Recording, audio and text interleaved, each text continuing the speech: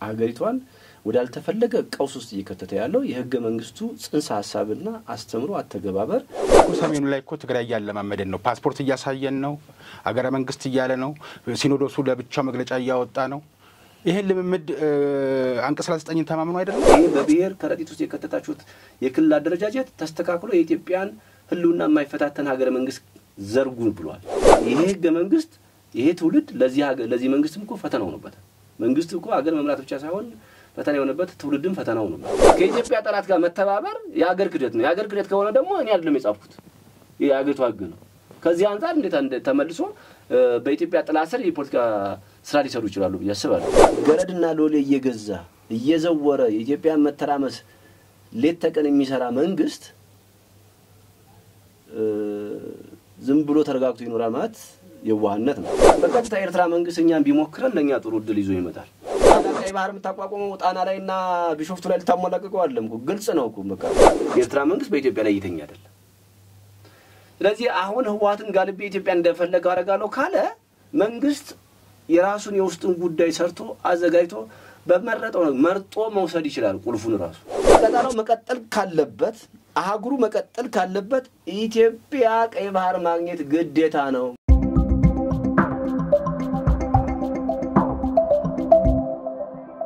ጤና ይስጥልን ተመልካቾቻችን ይህ በሐቅና ሳቅ ሚዲያ ተዘጋጅቶ ወደ እናንተ የሚደርሰው የፌርማታ እንግዳችን የተሰኘው መርሃ ግብር ነው በዛሬው የፌርማታ እንግዳ ስለ ኢትዮጵያ ወቅታዊ ሁኔታ እንዲሁም ደስ ማይሉ መቼም ጦርነት ሲባል ደስታ የለውምና ከሰሜን አቅጣጫ እየተሰሙ ያሉ የጦርነት ነጋሪት መጎሰሞችን በተመለከተ እንደ ፖለቲከኛ እንደ ከፖለቲከኛም ባሻገር እንደ አንድ ዜጋ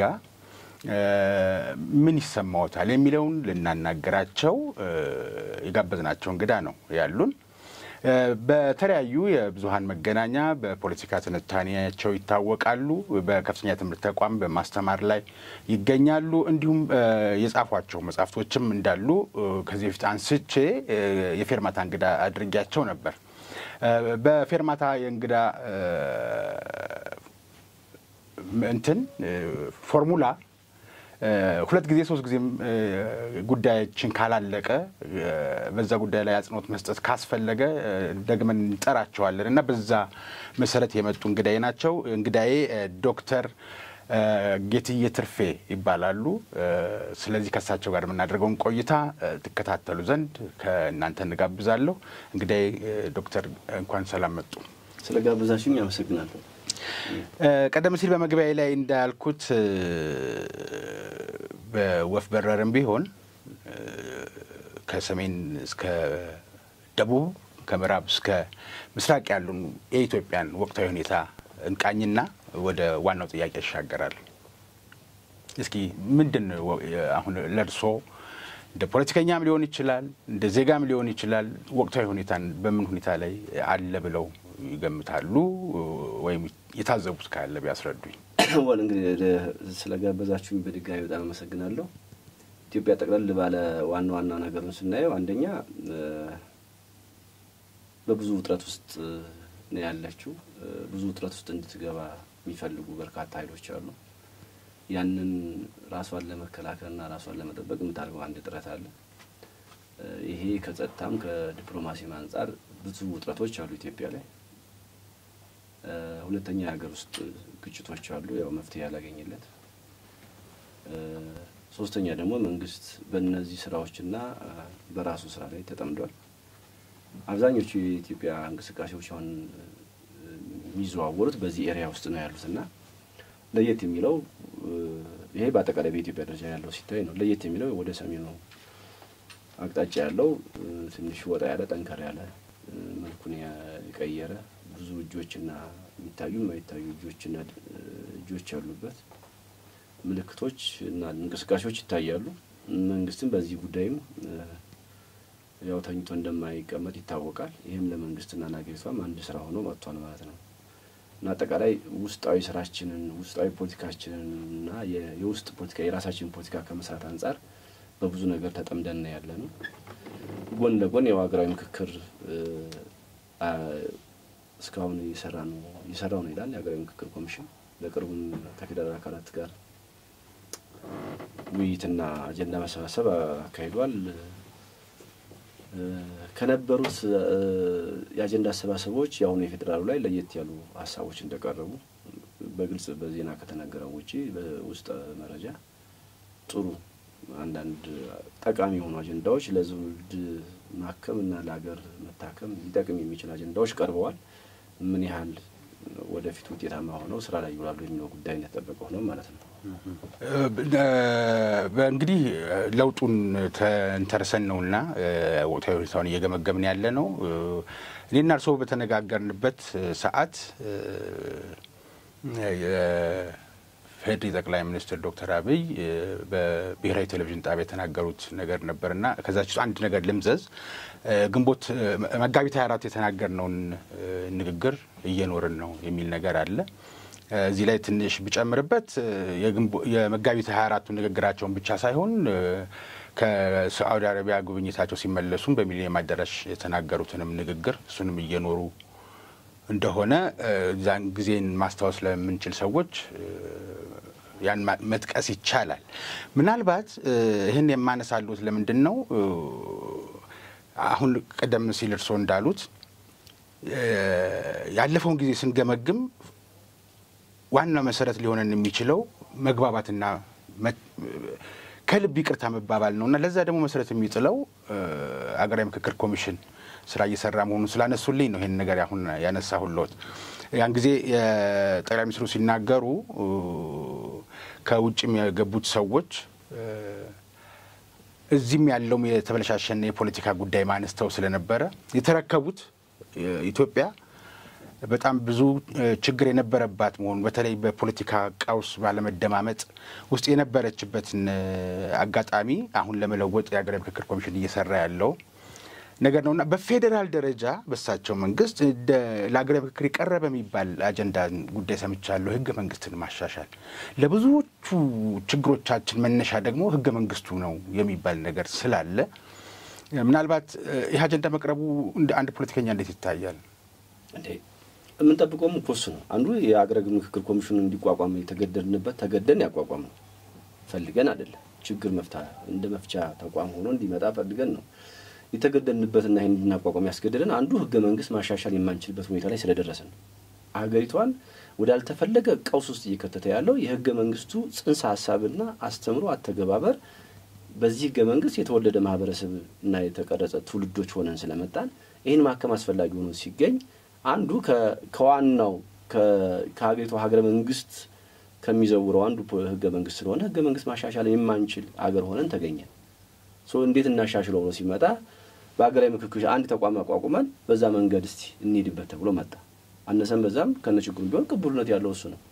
ተነስተ ህገ መንግስት እናቋቁም እናሻሽል ብቻል ህገ መንግስቱ በራሱ እንዳታሻሽሉ አድርጎ ነው በጣም ግትር የሆነ ህገ መንግስት ሆኖ ስለተፈጠረ ነው።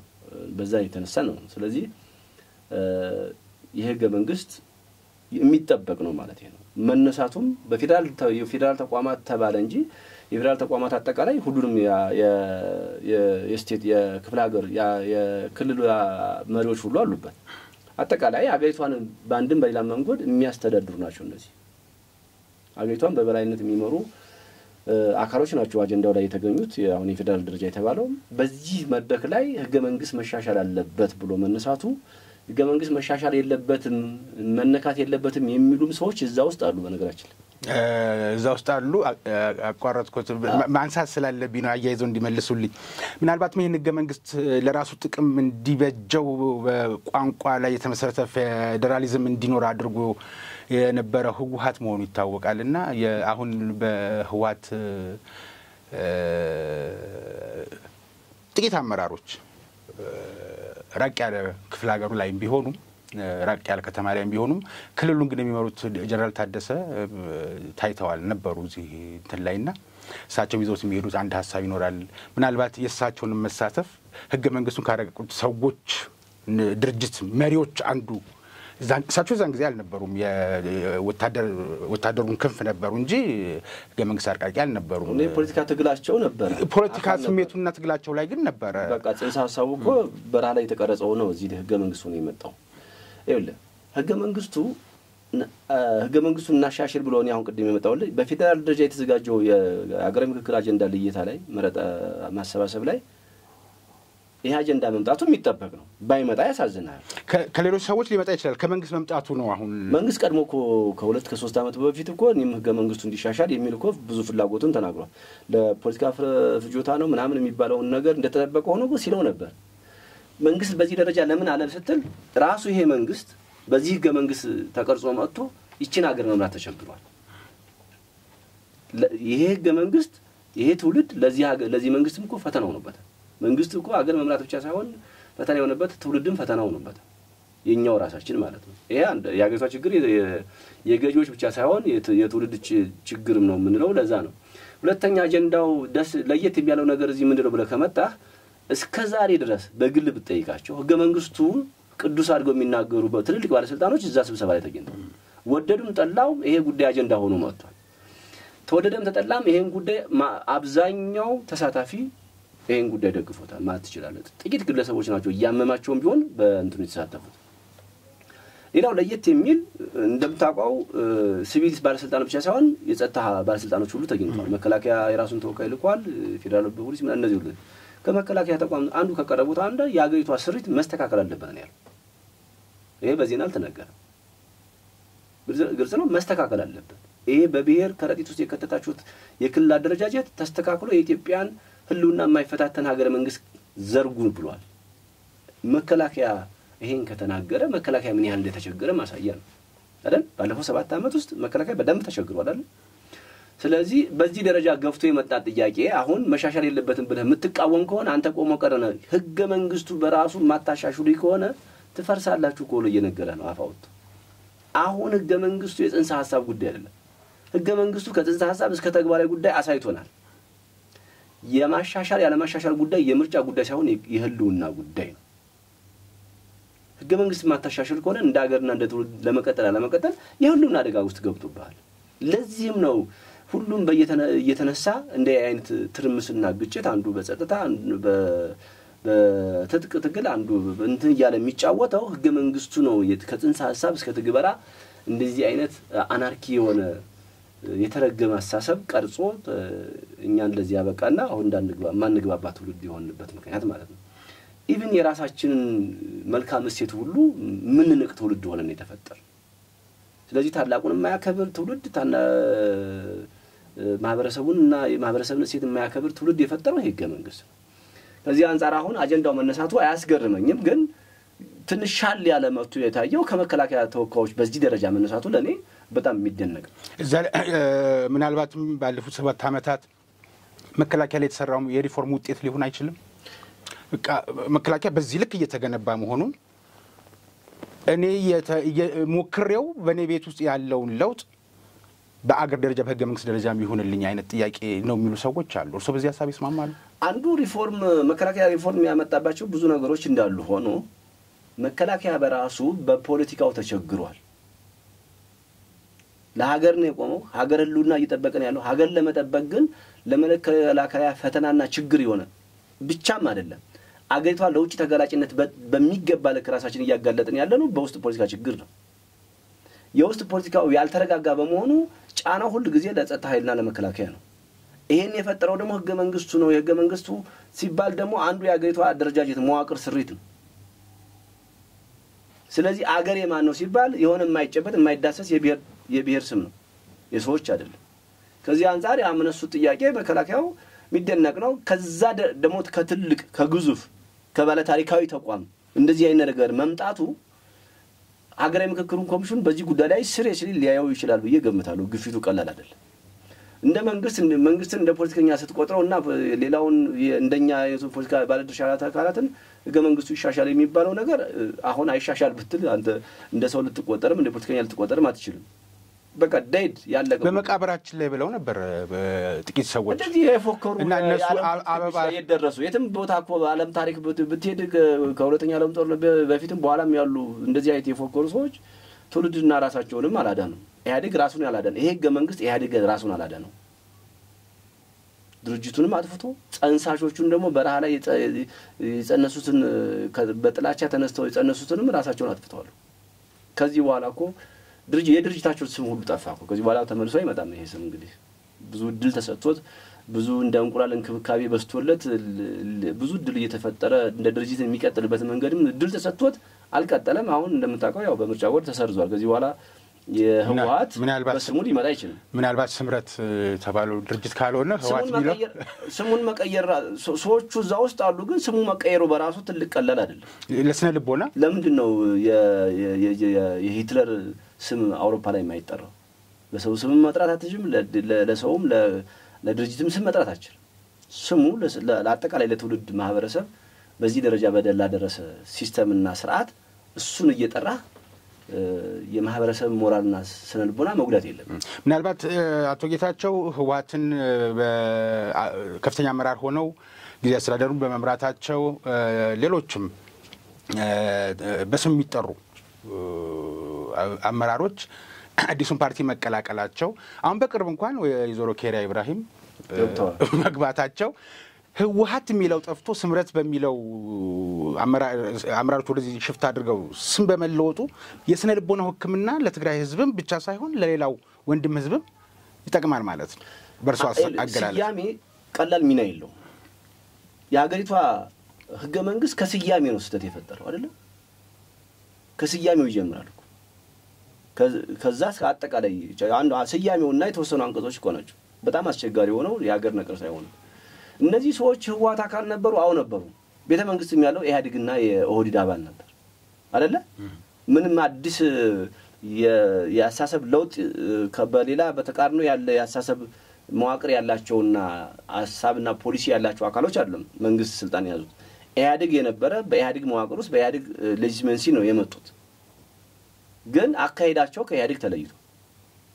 ግልጽ ነው የዚህኛውም የህወሓት አካሎች ስምረት ብለው ቢመጡም ቢያንስ ህወሓት በዚህ ደረጃ ከስሙም ጨምሮ እስከ መዋቅሩ ቆሞቀር የሆነ የህወሓት ግሩፖች ተገለዋል ከዚህ ግሩፕ ላይ ተራማጅነን ተሳስተን ነበር የሚሉ ናቸው እኮ እነዚህ አሁን በወቅቱ ለህወሓትን ሞታለን እንሰቀላለን የሚሉ ፖለቲከኞች ናቸው እኮ አሁን እዚህ ውስጥ ያሉት በመቃብራቸው በህወሓት ላይ በመቃብራቸው ላይ የሚሉ አካሎች ናቸው አሁን እዚህ ውስጥ ያሉት ነገር ግን ካደረሱት በደልና ግፍ ካዩት የመከራ ውጤት የትግራይ ክልል የኢትዮጵያ መከራ ካዩት በኋላ እኛ ተራማጅ እንሆናለን ለትውልዱ ለወጣቱ ትውልድ ቅርብ እንሆናለን ለዚህ ተራማጅና ተባባሪ ፖለቲካ እናራምዳለን የሚል ሐሳብ ለማምጣት የፈለጉ ይመስላል እንጂ አስተሳሰባቸው የቀረጻቸው የህገ መንግስት የህወሓት ፖለቲካ እንደሆነ ይታወቃል ግን ሚሻሻልና ተራማጅ መሆን ከፈለክ እድሉን መስጠት ደግሞ ተገቢ ነው እዛ ክልል አንድ ጠንካራ የሆነ ፓርቲ ያስፈልገው ማለት ህወሓት የሚባል የገነገነና የተቆላለፈ ሴረኛ ፓርቲ ነበር እሱ በህግ ፈረሰ ስለዚህ ያንን ሊያስቀጥል የሚችል ፓርቲ መምጣቱ ጥሩ ነው እነዚህ አሁን ቅድም የጠራቸው ግለሰቦች ግን የህወሓት ዋና እንትን ነበር ሪዮት አለሙና በርግጥ ፕሮግራሙን ይፋ አላደረገም ግን ከህወሓት እንደሚሻል አመራሮቹ መስራቾቹ ሲናገሩ ተሰምቷል ግን የሪዮት አለም ልዩነት ይኖረዋል ጊዜን ያስገደዳቸው ጊዜና ትውልድን ያስገደዳቸው እኮ እነዚህ አካላት የህወሓት ኤግዚስተንስ ቢቀጥል ነው እነዚህ ከህወሓት ትክክል አይደለም ብለው ሊወጡ እንደማይችሉ መረዳት አለብን ቅድም የጠራሃትም ወይዘሮ ኬሪያም ጊዜ ነው ይገፋት ጊዜ ነው በዚህ ደረጃ ያደረጋት አሁን ደግሞ ጊዜው ከፍቶላት ነው ወደዚህ የመጡት እንጂ ህወሓት እንደ ፓርቲ ቢቀጥል ነው እነሱ ከህወሓት ተጣብቀው እንደሚቀጥሉ የታወቀ ነው ጊዜ ሲያስገድድ ግን ሳትወድ በግድ ተራማጅ ባትሆንም ተራማጅ ለመሆን ትገደዳል የህልውና ፈተና ስለሚገጥ የድርጅት የፖለቲካ የሌላም ህልውና ፈተና ስለሚገጥምበት እንዲህ አይነት ነገር ደግሞ መሻሻልና መቀየር የተለመደ ነው ቆሞ ቀር ልትሆን አትችልምና ይሄንንም ታሳቢ ማድረግ ነው የፖለቲካ ባህላቸውንም መርሳት የለብን እኮ ከፖለቲካ ባህላቸው አንፃር የሪዮት አለም ለውጥ ይኖራቸዋል ከውድቀት የመጣ መለወጥ ነው የመጡት እነሱ ካስተሳሰብ ከሞራል ከሰነ ምግባር ከፖለቲካ ከብዙ ነገር ተነስተው መለወጥ አለብን ብለው ሳይሆን የነሱት ከብዙ እልቂትና ውድቀት በኋላ እንደ ፖለቲካ ፓርቲም እንደ ፖለቲከኛም እንደ ግለሰብም የመቀጠል ያለ መቀጠል ፈተናው ሲገቡ በዚህ ማዕቀፍ ውስጥ መሄድ አዋጪው ስለሆነ የተወሰነ ግሩፕ ይዘው ወጡ እንጂ መጀመሪያውን እኮ ለውጥ ላይ የሚያምኑ ቢሆን ኖሮ ኢህአዴግ አዲስ መዋቅር ልፍጠር ሲል በዛ ደረጃ መሄድ አልነበረባቸው የሚለው ፖለቲካዊ ፍልስፍናቸው ታዲያ ለውጥ ይኖረዋል ወይ ነው የኔ ሐሳብ አሁን እንዲመልሱልኝ የፈለኩት ተገፉ ፈተናው በዛ ከህወሓት ተለዩ ህወሓት እየከሰመ ስለሆነ የፖለቲካ የህወሓት አንዱ ከህወሓት ከረጢት ውስጥ ወይ ጫማ ውጭ የምትወጣ ከሆነ ህወሓት ራሱ ይበላል አሁን ጊዜው አስተዳደሩ እንግዲህ ለህወሓት የከፈለው ዋጋ በተለይ በኮሙኒኬሽኑ እና በዲፕሎማሲው አካባቢ ይታወቃል አይደል በጦርነቱ ጊዜ መልሰው ደግሞ ጠላት ነው ያደረጉት አሁን እነዚህ ኃይሎች ለውጥ ያመጣሉ ያመጡም ሳይሆን ተገደው ነው እንለወጣለን ብለው የመጡት ይሄን እናስምርበት ተገደው እንለወጣለን የተሻለ ከህወሓት የተሻለ እንሆናለን ካሉ ጊዜውም ትውልዱም የተሻለ እንዲያደርጉ ይጠመዝዛቸዋል ከህወሓት እንሻላለን ማለት የህወሓት እድሜ ላይ በነበሩበት ጊዜ ያላጠፉት ንስሐ ነው ይሄ አዎ በአዲስ መልገድ መምጣታቸው ይሄ ማለት የሽግግር ሞንጆሪኖ ሐሳብ ይለውጫለው ብለው ቢሉ ስምረት ውስጥ መግባት ይችላሉ ምክንያቱም ሁሉም የህወሓት አባል ስምረትን መቀላቀል ከቻለ ይቻላል ስለተባለ ሞንጆሪኖ ወይዘሮ ሞንጆሪኖ ዶክተር ደብረጽዮን ጨምሮ ብቻቸውን ባናቸው ወይዘሮ ፈትለ ወርቅና ዶክተር ደብረጽዮን ከዚህኛው ጋር የመግባት እድሉ ይኖራቸዋል ብዬ አልጠብቅም እነዚህ አካሎች አሁን እዚህ ስምረት ላይ የገቡት አካሎች በአንድም በሌላ መንገድ በዚህ መጥተዋል ወደፊት መንግስት ቁርጠኛ ሆኖ በሽግግር ፍትህ ውስጥ ደግሞ መታየት የሚገባው ስራ ተግባራ ላይ ሲገባ መታየት የሚገባው አካል በሙሉ ከነዚህ ውስጥ የሚታይ ይኖራል የነዛ ደግሞ በዚህ ልክ የሚታይ ሆኖ እንዳልተጠበቀ ሆኖ አሁን ከዛ አልፎ ወዴት ሄደዋል ወሌላ ለሌላ ጦርነት መዘጋጀትና ከሌላ ሀገር ጋር ኢትዮጵያን መረጋጋት ከማይፈልጉ ሀገራት ጋር ጥረት ፈልገዋል ይሄ ዳግም ኢትዮጵያን የማቁሰል ሳይሆን የማፍረስ ዓላማ ያለው አካል ተመልሶ ወደ በፓርቲ ስም እንዲመጣ መንግስትም ፓርቲው አዲሱን ፓርቲ ይፈቅዳል ብዬ አልጠብቅም ሂደታቸው ትክክል አይደለም ማን ላይ ነው ፖለቲካ ፊት ቢያዞርባቸው አሁን ለምሳሌ ግልጽ ብናደርገው እየተጣበቁ ያሉት እንደው ቅቤውንም አንድ ላይና ቅርጥና ምናምን ያለ ጨዋታ ውስጥ የገቡት ከሻቢያ ጋራ ነው ሻቢያ ፊቱን ቢያዞር እንደ ግለሰብ ቤታቸው መቀመጥ ይችላሉ እነ ዶክተር ደብረጽዮን የሽግግር ፍትህ ሲጀመር ከቤታቸው ሊጠየቁ ይችላሉ የሚጠየቁ ከሆነ ሲስተሙ ራሱ ይጠየቃል ስምረት ውስጥም ያሉ ሰዎች ፓርቲ ውስጥ አሉ ፓርቲ መስርተዋል ተብሎ ዝም አይባሉ በሽግግር ፍትህ የሚፈልጉ ከሆነ ይጠየቃሉ እነ ደብረጽዮን ግን ስምረት ውስጥ መግባት ከፈለጉ አሁን ባለው ነባራዊ ሁኔታ ስምረት ራሱ ስምረት መሆኑ እና አዲስ አስተሳሰብ ነው አዲስ መዋቅር ነው የሚለውን ነገር ያጠፋዋል ብዬ አስባለሁ እነዚህ ኃይሎች ከፕሪቶሪያ ስምምነት በኋላ ከኤርትራ ጋር ብቻ አይደለም ነበርጋችን ለግንኙነት ኤርትራን የሚጋልቡት ብዙ ሀገሮች አሉ ለኢትዮጵያ ለዓለም እንዳትረጋጋና አገርን ሆና እንዳትቀጥል የሚፈልጉ በርካታ ሀገሮች አሉ ግብጽን ጨምሮ አለ የነዚህ ተላላኪና ገረድ ሆነው ነው የገቡት ግርድናቸውን አሳልፈው ሰጥተው ነው ለራሳቸው ለሚፈልጉት ለቆመቆር ፖለቲካቸው ወደዛ እጃቸውን የሰጡት ወደዛ ጥብረትና ግንኙነት ይጀምሩት አሁን ተመልሶ ያኛው ሲገፋ ደግሞ ተመልሰህ እዚህ ገባለው ብሎ አንደኛ ፓርቲ ያስገባዋል ብያላሰብም ሁለተኛ መንግስትም ዝም ይላል ብያልጠብቅም የፓርቲ ውስጥ ምን ያገባው መንግስት እነዚህ ሰዎች እኮ እነዚህ ሰዎች እኮ መንግስት ትግስተኛ ለምን ዝም እንዳለ መንግስት የሚከታተልበት መንገድ አለ አውቶማቲካሊ እነዚህ ሰዎች እኮ አሁን ወንጀለኞች ናቸው በኔ በግሎ ለምን ይሆናሉ ብትል የፖለቲካ ጻም ነው ተብሎ ከፌደራል መንግስት ጋር ጦርነት ገቡና ይሄን ያለ ልቂት ተፈጠረ ያ በዛ ከልቂት በኋላ ደግሞ ድርድር ተብሎ ወደ ሰላም መጥቷል ይሄ ሁሉ ድል ይቻገርና የህዝብ ከሰጠ በኋላ እንደገና አልተሳካለኝም በሚል በራስህ አሳሰብ ውድቀት በመጣበት ኪሳራ የስልጣንም የጥቅምም የፖለቲካም ኪሳራ ሲመጣበት እንደገና ኢትዮጵያን ከሚጎዳ ኃይል ጋር ከመግጠም እኮ አገር ክደት ነው አገር ክደት ደግሞ ወንጀል ነው አለ በኢትዮጵያ ግን ያለው እኮ ወንጀለኛ ነው ያልኩት የኢትዮጵያ ድርጊታቸው የኢትዮጵያ ህግ ላይ ያስቀምጠዋል አንቀጽ ላይ ያስቀምጠዋል ከኢትዮጵያ ጠላት ጋር መተባበር የአገር ክደት ነው የአገር ክደት ከሆነ ደግሞ እኔ አይደለም የጻፍኩት የአገሪቱ ህግ ነው ከዚህ አንፃር እንዴት ተመልሶ በኢትዮጵያ ጥላ ስር የፖለቲካ ስራ ሊሰሩ ይችላሉ ብዬ አስባለሁ እንግዲህ ካዋጣቸውም ያዋጣው ማየት ነው እስኪ እነሱን ካነሳን ወደ ጥምረት ወደ ፈጠሩበት ጽምዶ ያሉት ነገር አለ ይሄ መጣመር መዋሃድ ምናምን ሶሊዳሪቲ ነው ያሉት እና እዛ ጋር ከመድረሳችን በፊት አገራዊ ምክክሩም ሊጠቅመው ስለሚችል ከኔና ከርሶ አንዲት አረፍተ ነገርን ቢያገኝ ህገ መንግስቱን ብቻ ሳይሆን የክልል መዝሙሮችን በተመለከተ እንዲሻሻሉ የቀረቡ አሉ። አንዳንድ ጊዜ እስካሁን የመጣንበትን ህወሓት ኢህአዴግ ይፈልግ የነበረውን የማባላት ትርክት ሊያስቀጥል የሚችል አንዳንድ ክልሎች መዝሙራቸው እንደዛ ጠቋሚ ነውና እነዚህ ፖለቲካ ትርክቶቹንም ሊለውጥ ይችላል። እንደዚህ ይሄ ይሻሻል ተብሎ የተነሳው ነገር እዚህ ላይ ሐሳቡን ያቋረጥኩት ስለመሰለኝ ነው።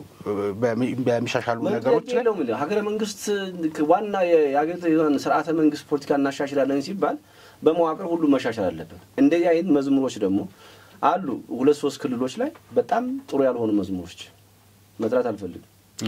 በጣም ጥሩ ያልሆኑ መዝሙሮች አሉ። እነዚህን ቶታሊ የህወሓትና የኦዲግ የህወሓትና የኦነግ የፖለቲካ ስሪት ያመጣቸው መዝሙር ሆነው የመጡ ናቸው። ያ ጽንሰ ሐሳብ ነው ይሄን ያመጣው። ስለዚህ ያን ጽንሰ ሐሳብ አገር እያፈረሰ ነው ትውልድ አበላሽቷል ካል መዝሙሩን መቀየር አንተ ስለፈለክ አይደለም ግዴታ ነው ከሌ እዮብ ደመቀ የሚባል አይደለም። አሁን አስገዳጁ ዘመን ነው የሚያስገድድ። አብረህ መቀጠል ህልውናን ማስቀጠል ከፈለክ የሌላውን ህልውና መጠበቅ አለብህ። ያንተ ህልውና የሚቀጥለው በሌላው ህልውና ላይ መሆኑን የሚጠፋው ያለ አይመስለኝም። ስለዚህ ህልውና እንዲቀጥል ከፈለክ የሌላውን ህልውና ላይ በዚህ በመዝሙር በጽንሰ ሐሳብ በፖለቲካ አይሆንም። ስለዚህ እሱ መሻሻሉ ሁሉም ነገር ኢትዮጵያ ውስጥ ከህገ መንግስት ከጽንሰ ሐሳብ ከፖለቲካ አንፃር ማንንም ወዶ አያሻሽልም። ተገደን ነው የምናሻሽለው። ይሄን ማመን ይጠይቃል። በፊት ፍላጎት ነበር ስንለምን የነበረው እኛም ሳንደርስ 80ዎቹም የነበሩ ፖለቲከኞች 90ዎቹም የነበሩ ፖለቲከኞች ህገ መንግስቱ ላይ ሲሟገቱ የነበሩት የየዘመኑ ትውልዶች ቅቡልነትን አጥተው ሰሚያ ያጥተው ነበር እንደ መንግስትም እንደ ትውልድ።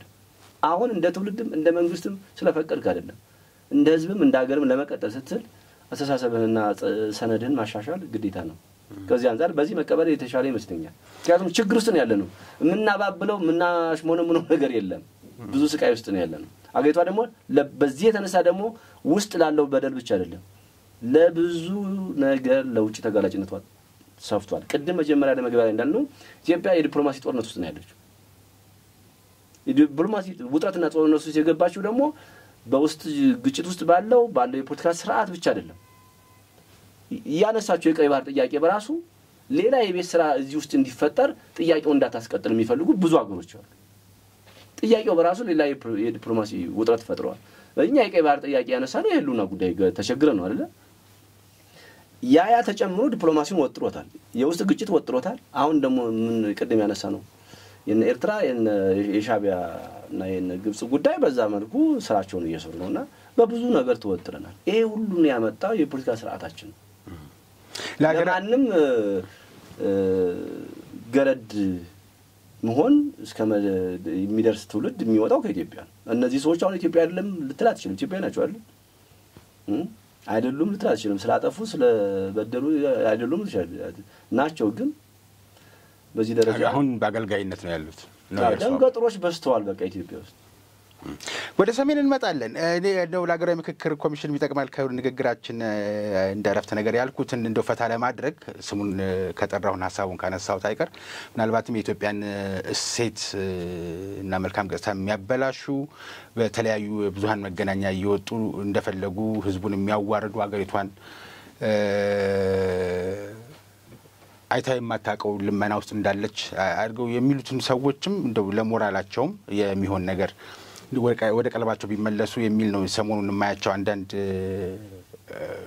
የሶሻል ሚዲያዎች። መንገድ አጠቃላይ እኮ የሞራል መላሸቅ ገጥሞናል። ከፍተኛ የሞራል ልሽቀት ያለው መላሸቃችንን የተሸከመው ደግሞ የኢትዮጵያ ህዝብ ነው። ለምን ከእሴቱ ከሞራሉ ከብዙ ነገር ጥንካሬው ውጪ የሆነ ትውልድ ተሸከመ ብለህ ስትጠይቅ አንዱ የትውልድ ችግር አለበት ማለት። አሁን ለምሳሌ የህወሓት ፖለቲካ ትግራይ ላይ ምንድነው ያተረፈው?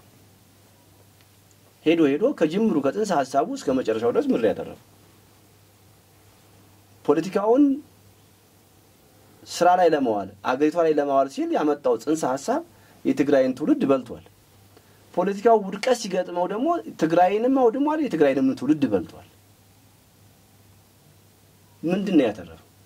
የሞራል መላሸቅ ያለውን የፖለቲካ ስብስብና ቡድን የሚሸከም ደግሞ ማህበረሰብ ነው። አለመሸከም ይችል ነበር ከጊዜ ወደ ጊዜ ትውልድ ራሱን ማረም ነበረበት ትውልድ ራሱን ማረም ሲችል እንደዚህ አይነት አስተሳሰቦች እንደዚህ አይነት ድርጊቶች መሬት ላይና ህይወት እንዳይኖራቸው ማድረግ ይችል ነበር አገር በህዝብ ነው በትውልድ ነው የሚሰራው ለግለሰቦች አይደለም እንደው ህገ መንግስቱ ግን ሲሻሻል እንደ አንድ ነጥብ በንሱ አንቀጽም ቢሆን በፊደል ተራ ቁጥርም ቢሆን ብሔርተኝነትን ማገድ ይቻላል ማን ወደነ ማታግደው ይኸውልህ ህገ መንግስቱ እኮ ሊሻሻል የሚችለው ብዙ አዳዲስ ፍላጎቶችን ታሳቢ አድርጎ ሊጨመር ይችላል እንጂ አብዛኛው የሚቀጥል ነው ሊሻሻል የሚችለው አገር የማን ነው አገር የዜጎች ነው በቃ ያ መግቢያው ላይ ፕሪያምብሉ ላይ የተገለጹት ነገሮች በሙሉ ይሻሻላሉ የብሔር ብሔረሰብ የሚለውን ተውና አገር የህዝቦች ነው የሰዎች ነው የዜጎች ከዛ የሚፈክሩበት ይሄ መንግስትም ጥሩ ነገር ከሰራው አንዱ ፓርቲው መርጅ ማድረጉ አይደለ አንቀጽ 39 ነው የያዴ ግሉና ሲጣፋ አንቀጽ 39 እንጠቀማለን ሲሉ የነበረው ሙከራው የነበረው በዛን ሰዓት እዚህ ከሆነ በመስራቁ ጀመረ አማማቀ በሰሜኑ ሊቀጥል ነበር የመስራቁ ባይከሽፍ ነበር የሰሜኑ ደግሞ ያው እንደቀጠለ ነው አሁን ግን እኮ ሰሜኑ ላይ እኮ ትግራይ ያለማመደን ነው ፓስፖርት እያሳየን ነው አገረ መንግስት እያለ ነው ሲኖዶሱ ለብቻው መግለጫ እያወጣ ነው ይሄን ልምምድ አንቀጽ 39 ተማምኖ አይደለም እድሉ መኮሱ እሱ የፈጠረልህ ምቹ ይሄንን በህግ አጠቃላይ ህገ መንግስቱ ተሻሽሎ ሲመጣ እኔንም አንተንም ጨምሮ አጠቃላይ ማቀፍ ሐሳባችን አስተሳሰባችን ራሱ ይቀየራል በዛ ባድሱ በተሻሻለው ህግ ነው የምታስበው በዛ ስርዓት ውስጥ ነው በቃ ሁሉም ነገር ከህገ መንግስቱ ጀምሮ ወርታች ያሉት ቅድም ያልካቸው የጥላቻ መዝሙሮች የክልል መዝሙሮች ሳይቀር ሲሻሻል ምድር ኢትዮጵያ የዮብምናት የጌትየምናት የጫልጭሳምናት ስለዚህ አስተሳሰብህን ራሱ አንተ ማውለቅ የሚገባህን ሁሉ ታወልቃለህ መጫን የሚገባህን ሁሉ ትጭናለህ ማለት በዛ ልክ ምን ስለሚጠይቅ ነው ብዬ ማስበው እንግዲህ ቅድም እንዳነሱልኝ እንደ ናዚው ተረት ሊሆን ነው ህወሓት ምናልባት ከዚህ በኋላ የሚሰጡት አይመስሉኝም ድጋሚ መምጣት እድሉ አይልም ምክንያቱም ትዝሚልህ ከሆነ በምርጫ ቦርድ ህግ የፓርቲው ቅና ማያገኝበት ደረጃ ላይ ደርሶ በልዩ ደብዳቤ በፍትህ ሚኒስቴር ነው ያገኘው በልዩ ደብዳቤ በፍትህ ሚኒስቴር በሚኒስቴሩ ፊርማ ለምርጫ ቦርድ ተጽፎ ነው ፓርቲው እንደገና ቀጥሎ ጉባኤ እንዲያደርግ ምናምን ሁሉ ድል የተሰጠው ግን በጉባኤ መካከል ያለው መከፋፈል ነው ዘንድ እንግዲህ ሌሎቹ ወደ ፖለቲካ ንስሐም ገብተው ተራማጅ አስተሳሰብም አለን ብለው ስም ቀይረው ተደራይተዋል አሁን በጣት የሚቆጠሩ ምናልባት በፊት ከነበሩት ፖለቲካ ንስሐ ገብተዋል የሚለውን እንኳን አልገቡም በቃ ጊዜ ጥሏቸዋል ጊዜ ሲጥላቸው ደግሞ ራሳቸውን ሰርቫይቭ ማድረግ ከውድቀት መማር ጀምሮ ህዋታዊ ንስሐ ያስገ ኢትዮጵያ ያረከዋ ህዋታዊ ንስሐ ገብተዋል ይሄ ቢያንስ ወይዘሮ ኪሪያም ህዋት እኔ ብቻ ስለ ህዋት ጠንከር ያለ ንግግር ሲናገሩ ሰምቻለሁ ታድሰናል እንዲኖረናል እኔ ብቻ ሲል የነበረ ለትግራይም ለኛም ያልበጀ ብለው ሲናገሩ ሰምቼ ስለዚህ የገባቸው ከተገፉ በኋላ ነው ማለት ነው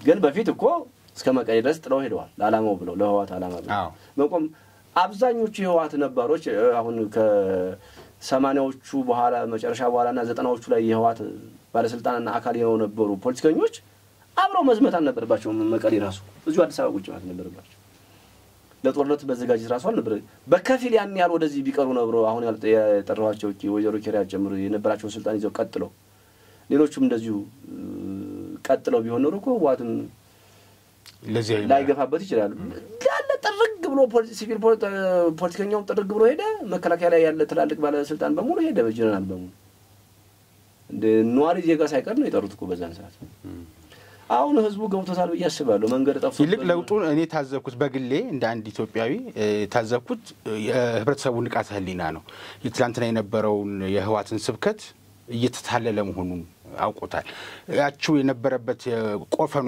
የፍርሃት ቆፈን ግን አለች አሁንም አይዞ የሚለው የለማ ተቋም የለም በዛ ክልል ውስጥ እነሱ ናቸው እስካሁን ደስ በመዋቅር ይዘውት ያሉት በዘመድ አዝማድ ስለዚህ የህዋትን ሐሳብ መስማት የህዋት የሚባል ፖለቲካ ፓርቲ ማየትም መስማትም አልፈልግም የሚለው ትውልድ ፈንቅሎ እንዳይወጣ የሚከላከልለትና የሚጠብቀው አካል የለም ይሄን ደግሞ አንዱ አሁን የጊዜው አስተዳደሩ ሂደት ሁለተኛ ፌደራል መንግስት ባለው የህግ ማዕቀፍ ውስጥ ያለው ጣልቃ ገብነትና እንደ ዜጎችን ዛገር ዛካባቢ ያሉ ትግራይ ክልል ውስጥ ያሉ ዜጎችን ከደህንነት የመጠበቅ ስርዓቱን ሲዘረጋ እንግዲህ ብዙ ተቃውሞ ሊመጣ እንደሚችል ይታወቃል። እንደው በቁጥር 4 ወይ 6 የሚሆኑ ሰዎች እንግዲህ ህዋትን ለማዳን ሳይሆን ለግል ሀብት ክምችት ለተለያየ የተጠያቂነትን ለመሸሽ ሲባል ከሻዕቢያ ጋር ያደረጉት ዝምድና አለ። ትላንትና ደግሞ ሻዕቢያና ህዋት ምን እንደነበሩ እናውቃለን። 1983 ላይ ውለታቸውን ከተመላለሱ ባህር አልባ ወደብ አልባ አድርገው ኢትዮጵያን አስቆልፈው ካስረከቡ በኋላ ዝምድናቸው እስከዚህም ነበር። በኋላ እንደው 90ዎቹ ላይ የባድመም ውጊያ እስኪመጣ ድረስም ተማዘዙ። ያው ምስኪን ህዝብ አለቀ። 83 ላይ የተፈጠረውን ስህተት ማረም ሲችል ህወሓት መልሶ 90ዎቹ ላይ ማበላሽቶት ለሻዕቢያ አመቻችቶት ተመለሰ። አሁን ደግሞ ፍቅርን እያሉ ነው። ትላንትና የሰሜኑ ጦርነት ላይ ከኢትዮጵያ ወታደሮች ጋር ሆኖ ከፋኖ ጋር ሆኖ እየወጋኝ ነው ሲል የነበረን አካል ዛሬ ደግሞ የጡት አባት አድርጎታል። ምንድነው ፖለቲካ እንደዚህ ገለባበጣል? ያው በፖለቲካም ሆነ በዲፕሎማሲ ዘላቂ ወዳጅና ዘላቂ ጠላት የለም የሚባል ንግግሮች አሉ። ህወሓት ግን የህወሓት ውድቀት በደንብ ካየው በተለይ ውጪ ቀደም ሲል ብዙ ጊዜ በሚዲያም የተናገርኩት ነው። የሀገሪቷ ዲፕሎማሲ በህወሓት ጫማ ስር ነበር የተሰራው። በህወሓት ኢህአዴግ ጫማ ስር ነበር የነበረው። ለዛ ነው በፌደራልና ህወሓት ሲጋጩ የብዙ የአውሮፓና የአሜሪካ የምዕራብ ሚዲያዎች ሳይቀር ለህወሓት ሲደግፍ የነበረው እና የህወሓት አክቲቪስቶች የውጪዎቹ ምን ሲሉ ነበር? ኢትዮጵያ ፈርሳ ማየት ነው የምንፈልገው ሲሉ የነበሩ አክቲቪስቶች ሁሉ አሁን ህወሓትን መውቀስ ጀምረዋል። ስለዚህ ደጋፊውንም አጥቷል ማለት ነው፣ መሰረቱንም አጥቷል ማለት ነው። ከሚዲያ ከአክቲቪስት ከህዝብ ድጋፊ ስላጣ ነው እዛ ሄዶ የተለጠፈው።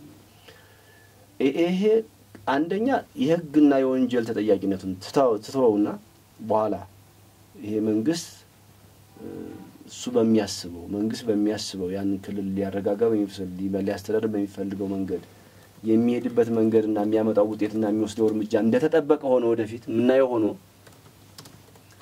ለኔ የህወሓት አመራሮች በተለይ እነዚህ ሽማግሌዎቹ ምን ያህል ምንድነው ህሊናቸው ሪሊ የትግራይን ህዝብ ስታይና ከዛ የወጡ ሆነው ስታያቸው እንዴ እነዚህ ሰዎች እውነት ከኢትዮጵያ ከትግራይ ማህፀን የወጡት ብለህ ትጠይቃለህ።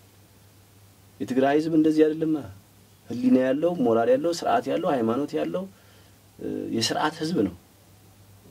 እነሱ ከስርዓትም ከህሊና አንድ ሰው ህሊናውን ሙሉ ለሙሉ ከሳተና ከጣሰ በምንም ነገር ልዳኘውና ልታስተዳድረው አትችልም። ኢሞራል ነው ማለት ነው። ከሞራል በታች ከሰውኛ ሞራል በታች ሆኗል ማለት ነው። እና ቅድም አንተ በገለጽከው የነሱ ግንኙነት ታሪካዊ ዳራ ባመጣውና አሁን ደግሞ ያላቸውን ግንኙነት ለኔ አንደኛ አስተሳሰባቸው በፍጹም ሊቀየር ባለመቻሉ እዛው ላይ በመቆማቸው ነው። ሁለተኛ ይቺ ሀገር ትታከም ከተባለ ሀገራዊ ምክክሩም የሚያክማት ከሆነ የሽግግር ፍትሁም የሚያክማት ከሆነ ከሁለቱም እነዚህ ሰዎች ከተጠያቂነት ሊድኑ አይችሉም። ስለዚህ የፈለጉት ሲመስለኝ ለኔ ለሌላ አገረድና አገልጋይ ሆነው የራሳቸውን ፍላጎት ራሳቸውን ማስቀጠል በታጠቂ ኃይል ስም ራሳቸውን ማስቀጠል በሂደት ጦርም ምንም ከዛ ይሰጠናል አሳይመንት ይሰጠናል ያን አሳይመንት ትግራይና ኢትዮጵያ ውስጥ ያደረግን ዓለም አቀፍ ተጽዕኖ ገብቶ ዓለም አቀፍ ተቋማትና ማህበረሰቡ ገብቶ ተደራደሩ የሚል ጥያቄ ይመጣል። ያኔ በድርድር ህልውና ያስቀጥላል የሚል አጀንዳ ነው ሊኖረው የሚችለው። ከዚህ ውጪ ኢትዮጵያን ሄጄ እንደገና መራለሁ ብሎ የማይጠብቅ እሙን ነው እነሱም አያስቡትምና ግን ህልውናዬን አስቀጥላለሁ ብሎ ሲያስብ ህልውናው ላይ አደጋ ላይ እየጨመረ እንደሆነ የገባው አይመስለኝም። አልገባውም ብዬም አልጠብቅም። ዋናው የሚያናድድ ግን በህገ መንግስት አይቀራጊ ኢትዮጵያና ትውልድን ጎርቶ ቅድም እንዳልከው የባህር በር ሳይቀር ማህበረሰብ አድቅቆ ኢኮኖሚ አድቅቆ በጦርነት እንደገና ደግሞ በኢትዮጵያ ላለፈው 30 ዓመት ወይም 30 ምናምን ዓመት እንኳን ታሪካዊ የኢትዮጵያ ጠላት ሆኖ ለቆየ ኤርትራ መንግስት የደህ አገልጋይና ደንገጡር መሆን እንደሰው ለመመዘንም ያስቸግራል። እነሱ እንደሰው ያስባሉ ወይ ብለ ለመናገር ያስባል። ግን ቀኑ የጨለመበት አካል ወይም ሰው ከዚህ የሚባሰ ሊያደርግ ይችላል ውጤቱን አብሮ ማየት የሚገባ ይመስለኛል ከአንዳንድ ፖለቲካ ነገር ግን ግንኙነቱን ግን ከኤርትራ መንግስት ጋር ብቻ ባናገናኘው ጥሩ ነው ህወሓት ባለችው ቀዳዳ ከኤርትራ ብቻ ሳይሆን ከግብጽም ከሌሎችም አገሮች ቀደም ሲል የነበረው ኮኔክሽን ስለነበር መንግስት ይያለ ብቻ ሳይሆን በጦርነቱ ከመጀመሩ ከፌደራል መንግስት ጋር ጦርነት ከመጀመሩ በፊት እኮ ጎረቤት ሀገሮችን ነበር እንደ አጋር ሲቆጥር የነበረው ከአማራ ህዝብ የሱዳን ህዝብ ይቀርበናል ብሎ ያለው ይሄው አሁንም እኮ ለሱዳን ወታደር እየሰጠ ነው አው ያለው ግለሰብ ነው አሁን አይደለም ከኤርትራ ጋር ግንኙነት ያለው በዛ ደረጃ ላሸቀ ሞራል ያለው ግለሰቦች ሌላም ግንኙነት እንደሚፈጥሩ የግድ ከኤርትራ ጋር ብቻ እንዳላቸው ማለት በቃ ያገኙትን ሁሉ ቀዳዳ እንደሚጠቀሙ ነው ይተጠቀሙም ነው ያሉት ግን መንግስት እስከመድረጃ ድረስ ነው የሚጠብቀው ምንድነው ማድረግ ያለበት የሚለው ጥያቄ የመንግስት ስራ ነው የሚሆነው አዎ ግን አሁን ፍቅርነን የሚሉት የህወሓት አመራሮችና የሻዕቢያ መንግስት ምናልባት ከአንድ ፖለቲከኛና ዲፕሎማት ከነበሩ ሰው ጋር በዚህ ጉዳይ ላይ ስንጫወት የኤርትራን መንግስት ሊያስጎዱት ይችላሉ አገሪቱ የኤርትራን ሀገረ መንግስት ሁሉ ሊያስፈርሱት የሚችሉት እነዚህ ሰዎች ናቸው አሉኝ ምንም ጥያቄ የለውም ይስማማሉ በዚህ ሐሳብ ምንም ጥያቄ የለውም ለምን መሰለ እኛ በሰላም እንዳንኖር ገረድና ሎሌ እየገዛ እየዘወረ የኢትዮጵያን መተራመስ ሌት ተቀን የሚሰራ መንግስት ዝም ብሎ ተረጋግቶ ይኖራል ማለት የዋህነት ነው ይሄን ራሱ በዚህ በሴራና በተንኮል ፖለቲካ ያደገው ሻዕቢያ ራሱ ይጠፋል ብዬ አልጠብቅም ለምሳሌ ህወሓትን ጋልቦ በማይታይ እጁ ኢትዮጵያ ውስጥ ጦርነት አስጀምራለሁ ካለ የኢትዮጵያ ህዝብም የኢትዮጵያ መንግስትም እጅና እግሩን አጥፎ ዝም ብሎ ራሱን ይከላከላል ራሱን በመከላከል እጅና እግሩን አጥፎ ይቀመጣል ብዬ አስባለሁ ራስን ከመከላከል ያለፈም ዘለቄታዊ ጣላትነትን ሊያስወግድ የሚችል እርምጃ ሊወስድ እንደሚችል ግልጽ ነው ይሄ የሚሊተሪ ሃው የፖለቲካ ሃውም አይጠይቅ በቃ ሁሌ ቤትህ እየመጣ ቤትህን የሚያተራምሰው ከሆነ ይሄንን አካል አንድ መፍትሄ መስጠት ያስፈልጋል ማለት ነው በህወሓትን ለመጋለብ ሲፈልግ የራሱን ሁሉና አደጋ ውስጥ እየከተተ እንደሆነ የሚጠፋው አይመስለኝም ያ ሀገር ያው ቆሞ ቀር ሀገር ነው ይብዛም ይነስም ያጽዎቹና የደርግ ዘመን የነበሩ ከተሞች ናቸው ያሉት በደንብ የምታየው ከሆነ እኔ ኤርትራን በከፊል አይቻለሁ ከብዙ አመታት በፊት ግን በቅርብ ያየሁት ጠቅላይ ሚኒስትሩ ለጉብኝት ሲሄዱ ከተማው በካሜራ ስታየው በቴሌቪዥን ስታየው ያን ያህል ትለው አይደለምና ተፈቅሮላቸው ሲመጡ ኤርትራኖች እንኳን በአዲስ አበባ ጉዳይ እንዴት እንደሚገረሙ በመቀሌም ጉዳይ እንዴት እንደሚገረሙ ብጠይቃቸው ብዙ ሲነግሩኝ ነበርና ያ መንግስት ራሱንም ለአደጋ እንደሚያጋልጥ የሚጠፋው ግን የተማመነው ማን ነው ብለህ ስትጠይቅ አንዱ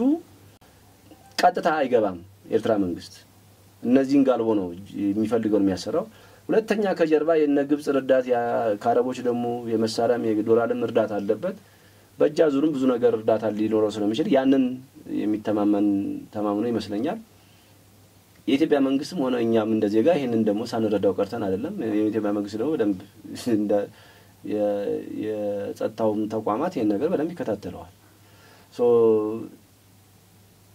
በቀጥታ አይሞክርም በቀጥታ ቢጀምር ሁለቱም ጦርነት ለኢትዮጵያ ጉዳት ነው በእጃዙርም የሚመጣው ኢትዮጵያን ይጎዳል የትግራይም ህዝብ አካባቢ በጣም ይጎዳል በቀጥታም ኤርትራ መንግስት ጦርነት ኢትዮጵያ ላይ ቢጀምር ያው የጦርነት ጥሩ አይደለም ጥሩ የለውም እንደምታውቀው ይጎዳናል ግን በቀጥታ ኤርትራ መንግስት እኛን ቢሞክረን ለኛ ጥሩ ድል ይዞ ይመጣል ስለዚህ የህወሓት አመራሮች መንፈራገጥ ለመላላጥ አይደለም ሌላ በጎ ነገር ይዞ ይመጣል ብለው ነው የሚያስቡ እንደ ፖለቲከኛ የኤርትራ መንግስት ህወሓትን ይጋለበ ቀጥላለው ካለ ራስን ከመከላከል ያለፈ የራስን የቀጣይ የትውልድ ጥያቄን ሊፈታ የሚችል መንገድ ሁሉ ትሄዳል የኤርትራ መንግስት ደግሞ ቀጥታ ኢትዮጵያን ከወረረ ባለም አቀፍ ህግም ወንጀል ነው ህግ ጥሰት ነው ለዋላይነት የተዳፈረው የዓለም ማህበረሰብ ግልጽ ይሆናል ኢትዮጵያ የምትፈልገውን በሙሉ የማድረግ መብቷ የተጠበቀ ይሆናል ከፈለገን ታሪካዊ ግዛታችንን የማስመለስ እድሉ ራሱ እጃችን ላይ ወድቋል ይሄ የማን ጥያቄ የማን ላይ ነው ያለው በፖለቲካ ለአቅመደ አዳም የደረሰው ትውልድና አገርና ተቋም የሚመራው ማህበረሰብ እጁ ላይ ወድቋል ማለት ነው መጠቀም ያለ መጠቀም የራሱ ጉዳይ ነው እቺን ነገር ያብራሩልኛል። አንድ ጥያቄ ግን አያይጄ ልምጣ። ምናልባት ጦርነት መጥፎ ነው እንደሚታወቀው እኛ እኮ አልፈለግንም። አዎ በሰሜኑም አሁን ባለፈው ከዋት ጋርም አገር አፈርሳለሁኝ ሲኦልም ቢሆን ገብቼ ያለም ጊዜ ሳንወልድ በግድ ነው የተገባበት እንደ ኢትዮጵያዊ እንደ ዜጋ ተናገር ብባል የምናገረው ነገር ማለት ነው።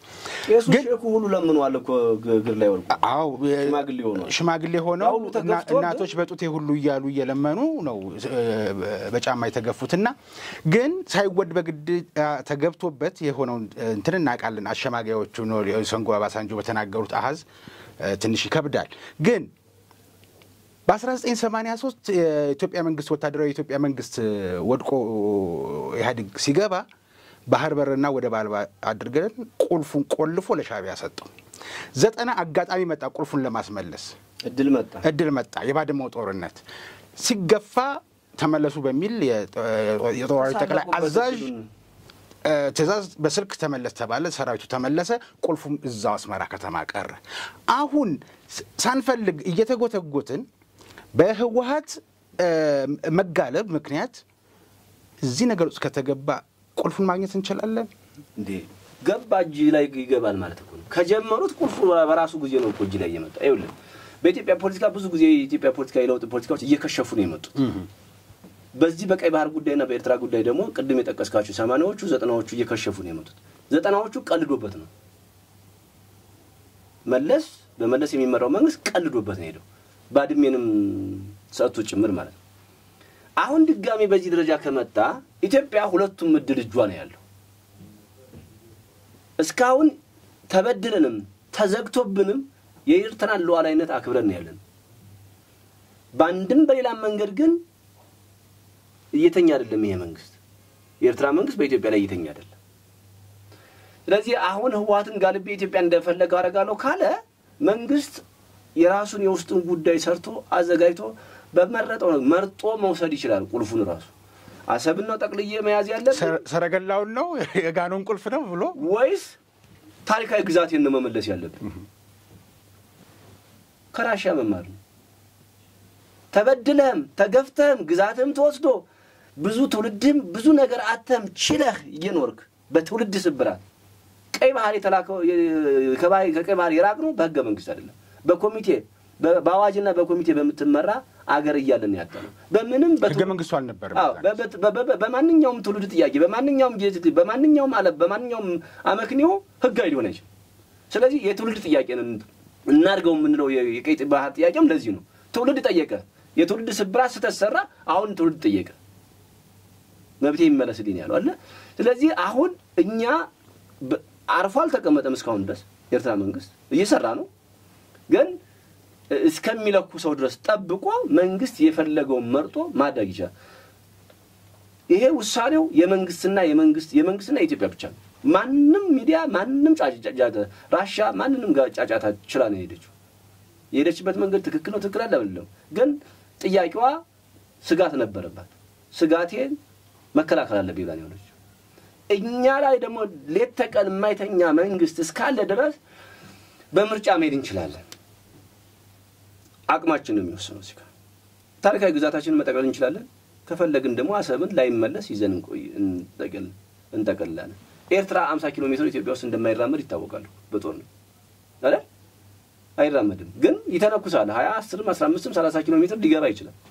በዛ አርሶ አደሩን ጥሱ ከዛ በኋላ ወደዚህ እንደማይመጣ የኤርትራ ጦርነት ይታወቃል። ምንም ግልጽ ነው። እኛ እግረ መንገዱን ተጠቅመን ዓለምም ይፈርድልሃል። ዓለምም ኢትዮጵያ ላይ ማዕቀብ ማንጋጋቱን ያቆማል ማለት ነው። ቀድሞ ነው አይመጣውስ። ይሄን እንደሚያደርግ አሁን ከነደብረጽዮን ጋር የነደብረጽዮን አሽከሮች ጀነራሎች ምናምን እዛ ሄደው እየደሰኮሩ እንደሆነ እኮ በኢትዮጵያ ላይ ባለፈው ጦርነት ጫና ሲያደርጉ የነበሩ አገራትና መንግስታት እየተከታተሉት ነው። ያውቁታል እኮ ለነሱ ግልጽ ነው። ያውቁት ማይናገሩም እንጂ አሁን ለምን ይናገራሉ? ከተናገሩማ ለዚህ መንግስትና ለኢትዮጵያ እንደደገፉ ነው የሚቆጠረው። እነሱ ትርፍና ኪሳራ እያሰሉ ነው የሚናገሩት። እኛ ደግሞ የህልውናና የሀገር ጉዳይ ሆኖብን ነው የምንናገረው። የዜግነትና የመብት እነሱ እኮ በሰው ሀገር ነው የሚያተርፉትና የሚያገዙት። ስለዚህ የሚሆነው እኛ ብዙ እድል አለን። ከገጠመ ኤርትራ እድል አለን። አደገኛው መርዙ ግን ለኢትዮጵያ መንግስት የተቃጣበትን ጥቃት ብቻ ተከላክሎና መልሶ ከቆመ እንደ አገር ከመሞት በላይ ምንም ከዚህ በላይ እንደ ትውልድም እንደ አገርም መሞት ነው የሚሆነው ሊያጠቃ እየተዘጋጀ ነው ያለው ገፍቶ ከመጣና ምላጩን ከሳበ መንግስት የሚፈልገውን የቻለውን ሁሉ ማድረግ በዛ ሀገር ላይና በዛ መንግስት ላይ ማድረግ መብቱ እኔ እንደዚህ ጋር መክረኝ ነው ቅድሚያ የትኛውን እናስቀድም አሰምን ያዘው ከሆነ ይቻላል ግን ቅድም ያልኩ ታሪካዊ ግዛታችን ናት የ30 ዓመት እድሜ ነው መጠቅለል እንችላለን ካለ እንጠቅልላለን የኤርትራ ህዝብ እና የኢትዮጵያ ህዝብ በባህልም በሃይማኖትም ምትለየው አይደለም ባስተዳደግ በብዙ በመልክም ምትለየው አይደለም ስለዚህ በኮንፌደሬሽን ታመጣዋለህ ራሻ ብዙ ግዛት አምጥታለች እና ዋናው ነገር ተጠቅተህ ያን ጥቃት መልሰህ ተከላክለህ ወደ ቦታው ልክ እንደ ኢትዮ ኤርትራ ጦርነት ጊዜ ጨዋታ የምትጫወት ከሆነ ኢትዮጵያ በቃ ትውልድ አይወጣላትም ማለት ይሄ መጠንቀቅ ይጠይቃል ሳይኖኩን ነክተን አናቅም ወረን አናቅም ሁሉ ጊዜ ደንጎጥሮችና ሎሊዎችን እየተጠቀመ የሚያደርገው ነገር ኤርትራ መንግስት ብቻ ሳይሆን ከኤርትራ መንግስት ያሉና ግብጽን ጨምሮ አሁን በህዳሴው ጉዳይ ተስፋ ስለቆረጡ እጃቸው ስላላረፈ ላንዴና ለመጨረሻ ጊዜ ስጋት በማይሆንበት ደረጃ ላይ የመፍታት እድል አንድ አንዴ በጦር ግጭት ያው ግጭት ተፈጥሯዊ ነው ይባላል ታውቃለህ በሰዎችም በተቋም ግጭት ይዞት የሚመጣው ብዙ መልካም ነገር አለ ዋናው አንተ ግጭትን የተጠቀምክበት መንገድና ያስተዳደርክበት መንገድ ነው ወሳኝ ስለዚህ ግጭት ከመጣ ፈልጎት ከመጣ እኛ ጥሩ ድል ነው ያለን ብዙ ቁልፍ አለን አማርጠን ነው የምንከፍተው ማንንም ይናገራን አንችልም የምንሸከመውን መከራና በደል በሙሉ ችግር በሙሉ ተሸክመን የትውልዱን ጥያቄ ሰርተን አልፈናል የትውልዱ ኃላፊነት ነው የመንግስት ኃላፊነት ነው ይያሉ ሲደጋግሙ አንድ ነገር አጽንኦት እንዲሰጥልኝ ይፈልጋለሁ 30 ዓመት የኖርንበትን ጊዜ መለስ ብለን ስናይ አሁን 27 ዓመት ስልጣን ላይ እንኳን ይያለ ማድረግ ሲችልና ባለማድረጉ ቀድሞ የተሰራም የቤት ስራም ስለነበር እኛ የራበን በባህር በር ማጣት ወደ በኩል ጸጥታው ያሰጋን እንቅልፍ ያጣን ኤርትራ እንዴት እንደኖረች እርሶ ቅድም ሲያነሱት ጅቡቲም ሶማሌም እናርገው ተብሎ ይሄ የመራብን የመቸገራችን ነገር ጫፍ ከወጣ መስመሩን ከሳተ የተቆለፈበት ህዝብ አንድ ጊዜ የታመቀ ነገር ሲገነፍል እንደሚሆነው ከዚህ በፊት እርሶም እንደነገሩኝ በኮንትሮባንድ ነው ህይወታቸው ቆሞ ያለው አብዛኛውን ከኢትዮጵያ በሚሄድ ነገር ነው የቁምስሳትም ውሃውም ምኑ ኤሌክትሪኩ የጠራቸው ሀገሮች የጣው እና ይሄንን በማቆም ራሱ እኮ ሌላም ነገር ማድረግም ይቻላል ኮንትሮባንድን በህጋዊ ንግድ እንኳን ቢለወጥ ስለዚህ እኛ እንድየተቸገር መኖር የለብንም የምሬቱ ጫፍ ጎምዛዛው የመጨረሻው ሰዓት ላይ ቢደረስ ከዚህኛው ብቻ አይደለም በምስራቅ በኩል ምድላል የትውልድ ኃላፊነት ስላሉኝ እንዲያነጻጽረው ነው ከታሪክ አንፃር አሁን ቅድም የጠራቸው ሀገሮች የውጭ ፖሊሲያቸው መንግስታቸው በሶስተኛ አካል እየተዘወረ ነው ያለው አሁን የኢትዮጵያ የዲፕሎማሲ ውጥረት አንዱ የቀይ ባህር ጥያቄ ካነሳቸው ወደዚህ ፊታቸውን እየኮሰኮሱ ያጠቆሩ ያሉት እነዚህ ጎረቤት ሀገሮች አንዱ ኤርትራን ጨምሮ አንዱ በዚህ ደረጃ እንዲሆን ዲፕሎማሲውን በዚህ ደረጃ እንዲከር ያደረገው የጥያቄያችን ያቀረቡት ጥያቄ ነው ስለዚህ የኛ ጥያቄ ማንሳታችንም እንድናገኝም ስለማይፈልግ ነው ካገኘን ያለን አቅም ይታወቃል ውስጥ ያለ ገነት የሆነች ምድር ለቆናት አይምሮአችን ደረቅ ሆኖ ነው እንጂ ስለዚህ እኛ ምንድነው የምናደርገው መሰለህ ታፍነናል በአግባቡ ስጡን ነው ያለው ቅድም ያልከው ነገር እንደተጠበቀ ሆኖ ኤርትራ መንግስት በዚህ ደረጃ ከሄደ እኛ ምስራቁንም ሰሜኑንም መሰልቀጥ እንችላለን ራሻ መጀመሪያ ዩክሬንን በውስጥም በይፋም በዲፕሎማሲም በውስጥ ጉዳይም በመድረክ ተወያይታለች ኔቶ እንዳትገባ እየከረረ ሲሄን ነው ምትገቢ ከሆነ አባል ምትኮኝ ከሆነ እንደዚህ ምታደርጊ ከሆነ ከሚሊተሪ ጋርና ከኔቶ ጋር ነው ጸባቸው ሌላ ነገር እኮ አለ ከምትገነባው ሚሊተሪና ከኔቶ ጋር ነው ዋናው ጸባቸው እርምጃ ወስዳለሁ ያለች ወደ ማስፈራራትም ደርሳ ነው መጨረሻ ላይ ደረጃ እኛ ግን እንደዚህ አይነት ቅድመ ሁኔታ ሳናስቀምጥ ነው ቤታችን ድረስ እየመጣ ያለው መከራው ጓዳችን የሚገቡት እኮኛ ለመግባት የሚፈልጉት እኮኛ ሳንፈቅድላቸው በዚህ ደረጃ ከመጣ ሁለቱንም ቀጣና ለመሰልቀጥ እኮ በቃ ምንም አቅም አለ ግን በዛ ደረጃ መሄድ አሁን ጊዜው ነው ወይ ካልክ ጊዜው አይደለም የኤርትራ ጉዳይ ግን በዛ ከገፍቶ ከመጣ አንጥራ ሀብታችንን አሰብን ይዛለን እንደየ ሁኔታው ታሪካዊ ግዛታችንን ልንጠቀልል እንችላለን በሪፈረንደም እናመጣዋለን በሪፈረንደም አለ ራሽያ ወሰደችው ሁለቱን ክሪሚያን ጨምሮ እኮ በሪፈረንደም ነው አለ እየተቀለለች የመጣችው ስለዚህ እንደውም ወደ ነበረው ቀድሞ ታሪኳ በቀይ ባህር ላይ 4-5 ወደብ ነበራት ተጠቀልላለች በዚህ ጊዜ በእንደዚህ አይ ፕሮጀክት ከሆነ ድሉም ቀላል ነው መስዋዕትነት አለ ኢኮኖሚ መስዋዕትነት አለ የትውልድ መስዋዕትነት አለ ግን ዘላለምን ታፍነ እየተቀጠቀጥ ከምትኖር እኛ አሁን በዚህ ደረጃ ያለን ሰዎች ዋጋውን ከፍለን የሚቀጥለው ሀገር ግን ቢቀጥለው ትውልድ አቅም ያለው ሀገር ተጽዕኖ የሚፈጥር ሀገር ይዞ ቢቀጥል የተሻለ ይመስለኛል ምናልባት በህዳሴው ግድብ መስከረም ወር ላይ መመረቅ አንደኛው የኢትዮጵያን አቅም ማሳያ ነው እንግዲህ አንድ ሀገር ፈርጣማ ጡንቻ አለው የሚባለው በኢኮኖሚና በሚሊተሪው ጠንካራ ሲሆን ነው መከላከያ ላይ የተሰራ ትውልድ አገር ፍቅር ያለው ትውልድ ለማህበረሰቡ ለሀገሩ ኃላፊነት የሚሰማው ትውልድ ሲሆን መከላከያ ላይ የተሰራው ሪፎርም እንዳለ ሆኖ የታጠቃቸው የዚህ ትውልድ የሚመጥኑ መሳሪያዎችን አሁን በቅርቡ የሚገቡ እንዳሉ ወታደራዊ መረጃዎች የሚያመላክቱት ነገር አለ ምናልባት መከላከያው መጠንከር ህዳሴው ግድብ በተመረቀበት ማግስት ደግሞ ሌላ የሚቀመጥ አዲስ የመሰረት ድንጋይ እንዳለ መረጃ አለኝ እንግዲህ እንዲህ ያለ ኢኮኖሚው የሚሄድ ከሆነ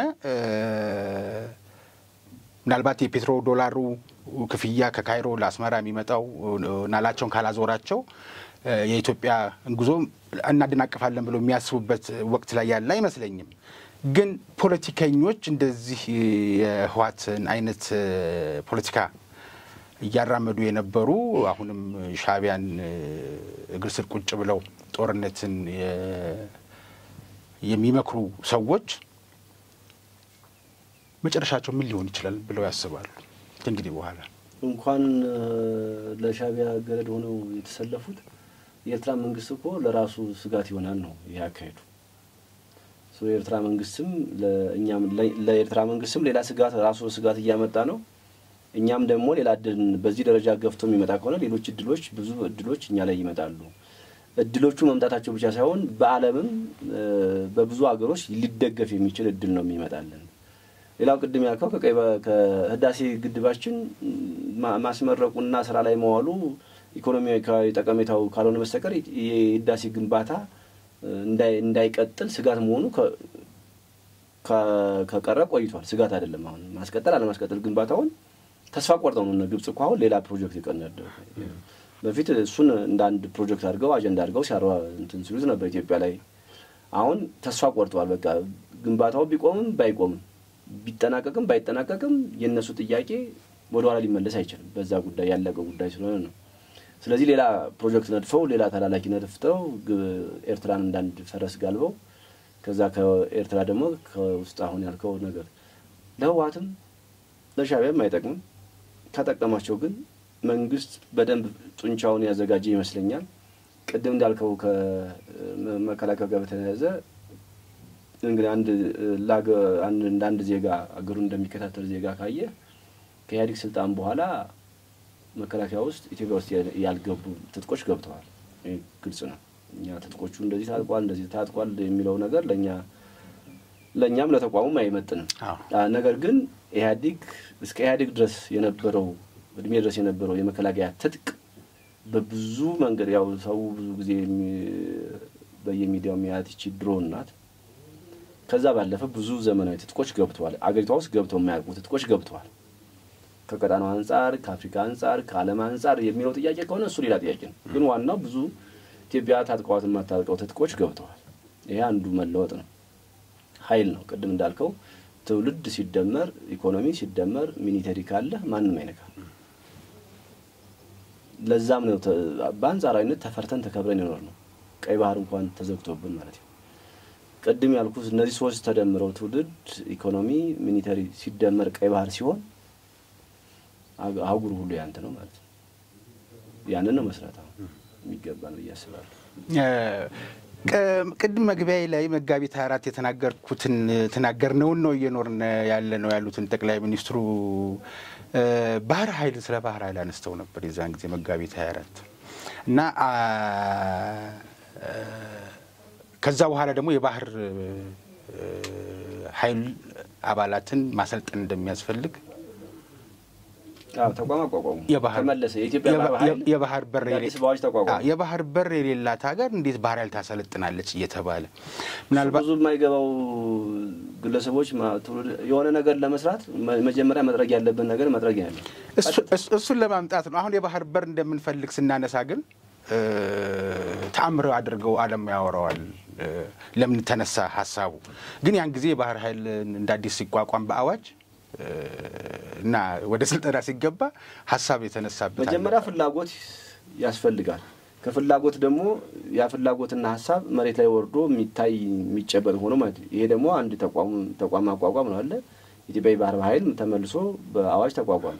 አሁን ቅድም ያነሳነው ጉዳይ ኤርትራ በዚህ ደረጃ ገፍቶ ነው የሚመጣው ሆነ በዚህ ደረጃ ሰላማችን የሚሰጣ የሚወረን ከሆነ እኛ ላይ ብዙ ቁልፎች አሉ አናለ ያን ቁልፍ ስንጠቀም እኮ አንዱን ወስደን እናስቀምጠው እኮ አሁን ያሰለጠኑና ያደራጀነውን ተቋም ባህር ኃይሉን አይደለ ቀይ ባህር ላይ ስንከተዋለን አይደለ አለ ተቋሙ ማለት ነው። ስለዚህ ያኔ ተከታተልክ በኋላ ሰብን ከተከታተልክ በኋላ ቀይ ባህር ከየትምጣ እግረኛ ወታደራዊ ሄደል ታሳፍር ነው አሰለጠንክ ተቋማት ህጋዊ ተቋማ መሰረት የሰው ኃይል እያሟላ ነው ቴክኖሎጂ እያሟላ ነው ጨርሷል አልጨረሰም ይሄን ስራ ጊዜ የሚፈጅ ጉዳይ ነው። ግን አሁን ይሄ ድል ተፈጥሮ ቁልፉ እጃችን ቢገባ የተዘጋጀ ኃይል አለ እዛ ገብቶ ስለዚህ ኃይሉን ማዘጋጀት ሲያስፈልግ የኢትዮጵያን የባህር በር አልባ ሆና መቅረት የለባትም የሚል የመንግስት ሐሳብ ነበር ማለት ነው። ጥሩ ሐሳብ ነው። እኔ እኮ ደጋፊ ነኝ የዚህ ጉዳይ የቀይ ባህር ጉዳይ በጣም በቀይ ባህር አጀንዳ ከተነሳ ወደዚህ ከዛ በፊት ነው መጽሐፌ ላይ የጻፍኩት ግን በብዙ ኢንተርቪዎች በመንግስትም ተደጋጋሚ ተደረጎልኛል። የዚህ አጀንዳ ደጋፊ ነኝ። የሐሳብ ደጋፊ አይደለሁም። እኔ ቀይ ባህር ኢትዮጵያ ቀይ ባህር ምታገይ ከሆነ እዋጋለሁ ችግር የለውም። ያሳው ብቻ ሳይሆን ኮት ለብሶ መሞላቀቅ ምናምን ከተማ አይደለም። ቀጥታ ተመርተን እንዋጋለን። ደግሞ ቀይ ባህር ለማግኘት ኢትዮጵያ ውስጥ የሰዓታት ጉዳይ ነው። የወራት ምናምን ጦርነት አይደለም። ምን ለማለት ፈልጌ ነው ቀደም ሲል ኃይሉን ማዘጋጀት ቁርጠኝነቱ ከነበረ በባህር በር ያጣችሁ ነገር የማስመለስ እቅድ ግን ነበረ ማለት ነው። ያሳያል አመላካች ነው አይደል? እሱን ለማለት ፈልጌ ነው። አንዳንድ ጊዜ ቀይ ባህር የምታቋቁመው ጣና ላይና ቢሾፍቱ ላይ ልታሞላቀቀው አይደለም እኮ ግልጽ ነው እኮ በቃ ግን ብዙ ሰዎች ሲተቹት ሰምቻለሁ። ይሄ ያለ መረዳት ነው። ይሄ ለኢትዮጵያ ይሄ ሌሎች ሀይቆችና ወንዞች የባህር ኃይል እንደሚያስፈልጋ ይታወቃል። የባህር ኃይል የሚያስፈልገው ብዙ ጊዜ ዓለም አቀፍ ወንዞች ላይ ነው። ቀይ ባህር ነው አይደለ? የሀገር ውስጥ ያሉ ወንዞች እንደ ማረፊያ እንደ መለማመጃ ሊያገለግሉ ይችላሉ። ጣና ለማሰልጠኛ ለሌላ ተቋም ሊያገለግል ይችላል። ግን ለአገሪቷ ጥቅም ማስከበሪያ ማስቀመጥ ያስፈልጋል። የት ነው አገሪቷ ጥቅም ያላት? ቀይ ባህር ላይ ነው ጥቅም ያላት። ይሄኛውን ትችት ያነሳው ስለምንድን ነው? ሌሎች ነገሮች ላይም ቸኩለን የምንተቸው ነገር አለን። አገራዊ ጥቅም ላይ ይውልህ እና በአገራዊ እሱን ለማለት ፈልጌ አገራዊ ጥቅም ላይ ብልጽግናም ኢትዮጵያዊ ነው፣ ህወሓትም ኢትዮጵያዊ ነው። ምግባራቸው ነው። አሁን ከብልጽግናም በፖለቲካ የምንለየው በፖለቲካ ምግባሩ ነው። አገራዊ ጥቅም ነው ይሄ ለብልጽግና የሚሆን ለህወሓት የሚሆን ለእንትና የሚሆን አለ። ቀይ ባህር የኢትዮጵያ ህልውና ማስቀጠያ ነው። በዚህ ጉዳይ ላይ የማይተባበር ወይ ቆም ብሎ ያስብ ወይ ምክር ይስማ ወይ ዝም ይበል ነው ጨዋታ። እሱን ለማንሳት ፈልጌ ነው። እንደው አጽኖት እንደዚህ ለፖለቲካው ቅርበት ያላችሁ እናንተ ትውልድም እየቀረጻችሁ በማስተማሩ ላይ ሲነሳ ብዙ ትችቶች ነበሩት። ግን አሁን አባይን መተቸት ለፖለቲከኞች ያተርፋል? አገራዊ ጥቅም ላይ ለምን ይሆናል? ትውልድ ላይ ምን እንድትዘሩ ስለምፈልግ ነው። አባይ ለማንም አይደለም። የኢትዮጵያ አንጡራ ሀብት ነው። በዚህ ደረጃ መምጣቱ ጥሩ ነው። ብዙ ስህተቶችም እና ወንጀሎችም ቢፈጸሙበት በፕሮጀክቱ ነገር ግን አሁን አባይ ትክክል አይደለም ብሎ የሚናገር ፖለቲከኛ አለ። ያኔ የተናገሩ አቃለሁ ሲጀመር አካባቢ በብዙ ነገር ከኢኮኖሚ ጋር ምን እኔ ማለት አንድ ስራ ሲሰራ ባጭሩ ፕሮጀክት ሲሰራ በሰራ ቁጥር ስህተቶች ይኖራሉ። ያሳሰብ ስህተት ይኖራል፣ ያፈጻጸም ስህተት ይኖራል፣ ሌላ ይኖራል። ግን እሱ ያገር ነው የፓርቲ ነው የሚል መለየት ይጠይቃል። አንዳንድ ፕሮጀክቶች እንደምታለቀው በኢትዮጵያ ፕሮጀክት ለሙስና ማስፋፋትም ፕሮጀክት ይነደፍልሃል። የልማት የግንባታ ተብሎ ይነደፍና እዛ ላይ ሙስናን ታስፋፋለህ ይሄ የተለመደ ነው አባይ እንደዚህ እነዚህ አይነት ፕሮጀክቶች ግን ሙስናም ኖራቸው ሌብነት ኖራቸው ዋና ይሳካ በተለይ በትምህርቱ ዘርፍ ላይ ያላችሁ ለፖለቲካውም ቅርበቱ ያላችሁ በፖለቲካው ላይ ሚናም የነበራችሁ ሰዎች ትውልድን ስትቀርጹም አንደው ያደረጋችሁት ያላችሁ ሰዎች አላችሁ ያደረጉ ያሉ ተቋማት አሉ ግን ትውልድ ላይ እንዲዘራ ስለምፈልግ ነው ግድቡ የዶክተር አብይ አይደል ወይም የመለስ ዜናዊ አይደል የማንም ኪስ አይገባ ቀይ ባህርም የማንም ፓርቲ ኪስ አይገባ ይሄ የኢትዮጵያ ነው የትውልድ ነው በቃ እኛን ቀያራለን እኛን ሄዳለን እናልፋለን ሌላው ደግሞ ትውልድ ይተካል ስለዚህ አገራዊ ጥቅም ላይ ብሔራዊ የሆነ ነገር ላይ ለሚተቀመጥ ነጥብ ለምን እንተቻለን ነው ጊዜው አይደለም በሚል ለምን ልጆቻችን ነገ እንዳይጠቀሙበት እናደርገዋለን ተመልሰኝ ነው ይኸውልህ አጠቃላይ የትውልድ ግንባታ ስርዓታችን ትክክል አይደለም የሞራል መላሸቅ በጣም ገጥሞናል የውቀትም የእድሜም ታላቁን ማያከብር ማህበረሰብ ማያከብር ትውልድ አለ የቁጥር ጉዳይ ከሆነ ቁጥሩ አነስተኛ ነው ተጽኖው ግን ከፍተኛ ነው ህዋት የሚባለው መዋቅር ከናባሉ ብትቆጥረው ከትግራይ ህዝብ አንፃር እንዴት ነው ሁሉንም ባንድ ለአምስት አቀላልፎት ሊሆን ይችላል ህዋትን ደግፎ ለህዋት አባልነት ዋጋ የሚከፍል አባል ከትግራይ ህዝብ አንፃር ቁጥሩ በጣም ትንሽ ነው በትግራይ ክልል ውስጥ ግን ያለው ተጽኖ የምታውቀው ነው ያስተሳሰብ በኢትዮጵያም ደረጃ እንደዛ ነው ያለው የትውልድ ችግር ካለብህ የትውልድ ችግርን የት ጋር ነው የትውልድ ግንባታ የትውልድ ችግርን ደግሞ የተፈጠረው የፖለቲካ ሐሳቢው ነው የፖለቲካ ሐሳቢው ወስዶ ደግሞ እዛው ገመንግስት ጋር ወስደናል የፖለቲካ ስርዓቱ እኮ ነው የትውልድ ችግር የፈጠረው አይደል ህሊና ቢስ ስርቆት ዘረፋውንም ሁሉንም ነገር ፈጥረው ፖለቲካው የፈጠረው እድል ነው በህግ አለመገዛት ለህግ አለመገራት ያልተገራ ፖለቲካ ማራመድ እንደዚህ አይነት ነገሮች ቀደም ያልነው እዚህ ስትከስር ወደዛ ጠላት ጋር ሄደ መለጠፍ ምናምን እኮ የፖለቲካ የሞራል መላሸቅ ነው ይሄ ባለበት ሁኔታ ለምን ተቃወሙ ብትል ችግሩ ሄዶ ትውልድ ላይ ነው የሚሄደው ነገር ግን ቀደም ያልከው አሁን እኔ ብዙ ጊዜ ተናገር ያለው እንደውም ጠቅላይ ሚኒስትሩ በተናገሩ በ3 ቀን ውስጥ አንድ ሚዲያ ጋብዞ የነበር ቴሌቪዥን እንደዚህ በቲቪና ማንንም ኪስ የሚገባ አይደለም ግን ቀይ ባህር ቢገኝ ኢትዮጵያ ብቻ ሳይሆን የኢትዮጵያ መከላከያ ኃይል የምታውቀው ነው በታሪኩ አሁንም ባለበት ደረጃ የመከላከያ ኃይል የማድረግ አቅም በስንት ጥፍ ነው የሚጨምረው አስበው ኢትዮጵያ ቀይ ባህር አክሰስ ቀጥታ ባለቤት ብትሆን አጠቃላይ የመከላከያ ኃይል ተቋሙ የማድረግ አቅሙ በቀጣናው አይደለም በአህጉሩ በአለም ላይ ተደማጭነቱና ተፈሪነቱ ምን ያህል ነው የሚጨምረው ተዘግቶ በዚህ ደረጃ ከሆነ ታፍኖ እኮ ነው የሚንቀሳቀሰው አይደል ኢትዮጵያ መከላከያ ብዙ ነገር ነው የሚጨምረው የመከላከያ አቅም በብዙ ነገር ጨመረ ማለት የኢትዮጵያ አቅም ቀደም ያልነው ነገር ላይ ነውና አገራዊ ጉዳይ ላይ ውስጥ ልማት ላይና ውስጥ ፖለቲካ ላይ ልትሻኮት ይችላል ልማቱ አካሄዱ ትክክል አይደለም ፕሮጀክቱ የቅድመ ተከተል ምናምን ብዙ ሐሳቦች ሊኖሩ ይችላሉ ሐሳቦች መለያይ ስላለባቸው ይሄ ግን በቀይ ባህር ጉዳይ ምን ደራጀ ቀይ ባህር ብቻ አይደለም ቀጣናው መቀጠል ካለበት አህጉሩ መቀጠል ካለበት ኢትዮጵያ ቀይ ባህር ማግኘት ግዴታ ነው 4 ነጥብ ይሄንን ደግሞ ለትውልድ የምናስተላልፈው ወደ አይደለንም መንግስት እየመራ ነው በግላችን እየተናገረ ነው እየጣረ ነው በምንም ተአምር ከኔ በታች ያለው ትውልድ ዳ የለበትም ከኔና ከኔ በላይ ያለው ትውልድ በሙሉ ስራው መስራት አለበት ሐሳብ በመሰተም በመልገፍም በመሳተፍ ይሄ ማድረግ ግዴታ ነው የዓለም ፍጻሜ ይምጣ እንጂ ኢትዮጵያ ያለ ቀይ ባህር መኖር የለባትም እዚህ ዓለም ላይ ይሄም አምኖ መቀበል አለበት ማን ነው ማመን ያለበት መዋቅሩ ብቻ ሳይሆን ህዝቡ ብቻ ሳይሆን እያንዳንዱ ታች ያለው ትውልድ ለምንድን ነው ግብጽ ዜጋ በህገ መንግስት ስላባይ የሚማረው በትምህርት ላይ ዜጋ ይሄንን ማመን አለበት ከታችኛው ትውልድ የሚጠበቀው ያለ ቀይ ባህር መኖር የለብንም ነው ብሎ የሚያምንና የሚያስብ ጥቅምና ጉዳቱን የሚረዳ ትውልድ መፍጠር ይጠይቃል ከዛው እዳው የኔና ያንተን ጨምሮ የመንግስት ባለስልጣንና ከመንግስት ውጭ ያለው መዋቅር ማህበረሰብ በሙሉ ግዴታ ነው የዓለም ፍጻሜ ይምጣ እንጂ ኢትዮጵያ ያለ ቀይ ባህር መኖር የለባትም በዚህ መተማመን አለበት እንዴት እናገኘው የሚለው ጉዳይ አሁን በዲፕሎማሲ ነው የተባለው ካልሆነስ በቃ እየተነኮሱን ነው የሆነ ተረት አለ እንደዛ ከሆነ ደግሞ ያው ቁልፍ እጃችን ላይ ይመጣል ያኛውን ቁልፍ ካልመጣ ዞሮኛ ማምጣት በሚገባል እናመጣዋለን ለማምጣት ብዙ መንገድ አለ የመጀመሪያው መንገድ ግን እየመረጥን ያለን ጠቅላላ ሲደረግ አባቶቻችን በባዶ እግር ሆነው አድዋ ላይ ታሪክ እንደሰሩት እኛ ደግሞ ጫማ ለብሰን ቀይ ባህር ላይ ታሪክ መስራት እንችላለን። ዘመናዊ ትጥቅና ዘመናዊ አመጋገብ የተመገብኩት ነው የምትዋጋው። ምን ብዙ ከባድ አይደለም። ጦርነት ወጊያ አለ፣ መስዋዕትነት አለ፣ መቁሰል መሞት አለ ይታወቃል። ግን የምትዋጋውና ጦርነት አንዱ የሚፈልገው ዓላማ ነው። የምትዋጋለት ዓላማው ለምንድን ነው የምዋጋው ነው? የምትዋጋው ቀይ ባህር ልታመጣ ነው። የተቆለፈን ማህበረሰብ ልትከፍት ነው፣ እድል ልትከፍትለት ነው። የተቆለፈና የተዘጋችን አገር በር ልትከፍትላት ነው።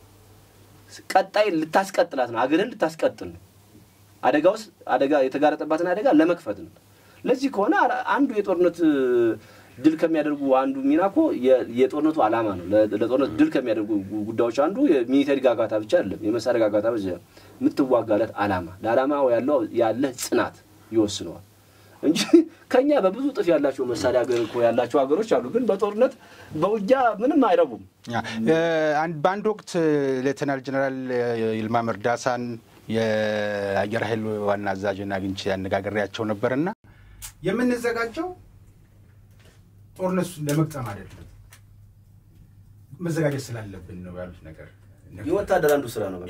የወታደራው መዘመን አለበት፣ ጊዜውን መጠበቅ አለበት፣ ዘመኑን መዋጀት አለበት፣ ዘመናዊ መሳሪያዎችን መታጠቅ አለበት። ግን የግድ እሱ ተንኳሽ ሆኖ አይደለም የሚሄደው። ይሄ ደግሞ ከድሮም የኢትዮጵያን ባህሪም ስናይ እንደዚህ አይነት ነገር አላትና ስትነካ ነው የምትከላከለውና በተነካችበት ልክ መልስ የምትሰጠው። ተነካንም እኮ ብዙ ትግስት አለን። አሁን በሰሜኑ ጦርነት ጊዜ እኮ ሱዳን ብዙ እንዳደረጉ ይታወቃል።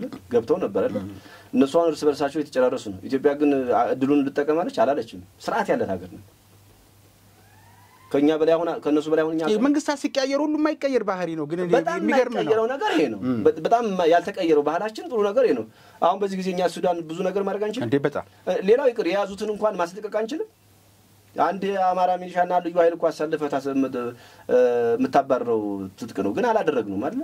እስቲ መጀመሪያ የነሱ ችግር ይፈታ፣ እኛ በኋላ በሰላም እንፈታዋለን አለ ሳይሆን እንጂ አሁን እድሉ እነሱ ቀዳዳ ተጠቅመው ነው የመጡት። እኛ ደግሞ ቀዳዳውን እንጠቀመናል።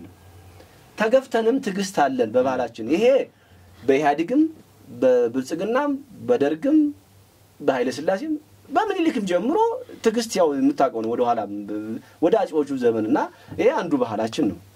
አሁን ግን ቀይ ባህር በማጣታችን ብዙ ነገራችን ተነክቷል። ያልተነካ ነገራችን በሙሉ የለም። ለአደጋ ውስጥ ስጋት ውስጥ ገብተናል። ስጋት ውስጥ ያልገባ ነገራችን የለም። ኢኮኖሚያችን ስጋት ውስጥ ነው። ጸጥታችን ስጋት ውስጥ ነው። ዲፕሎማሲያችን ስጋት ውስጥ ነው።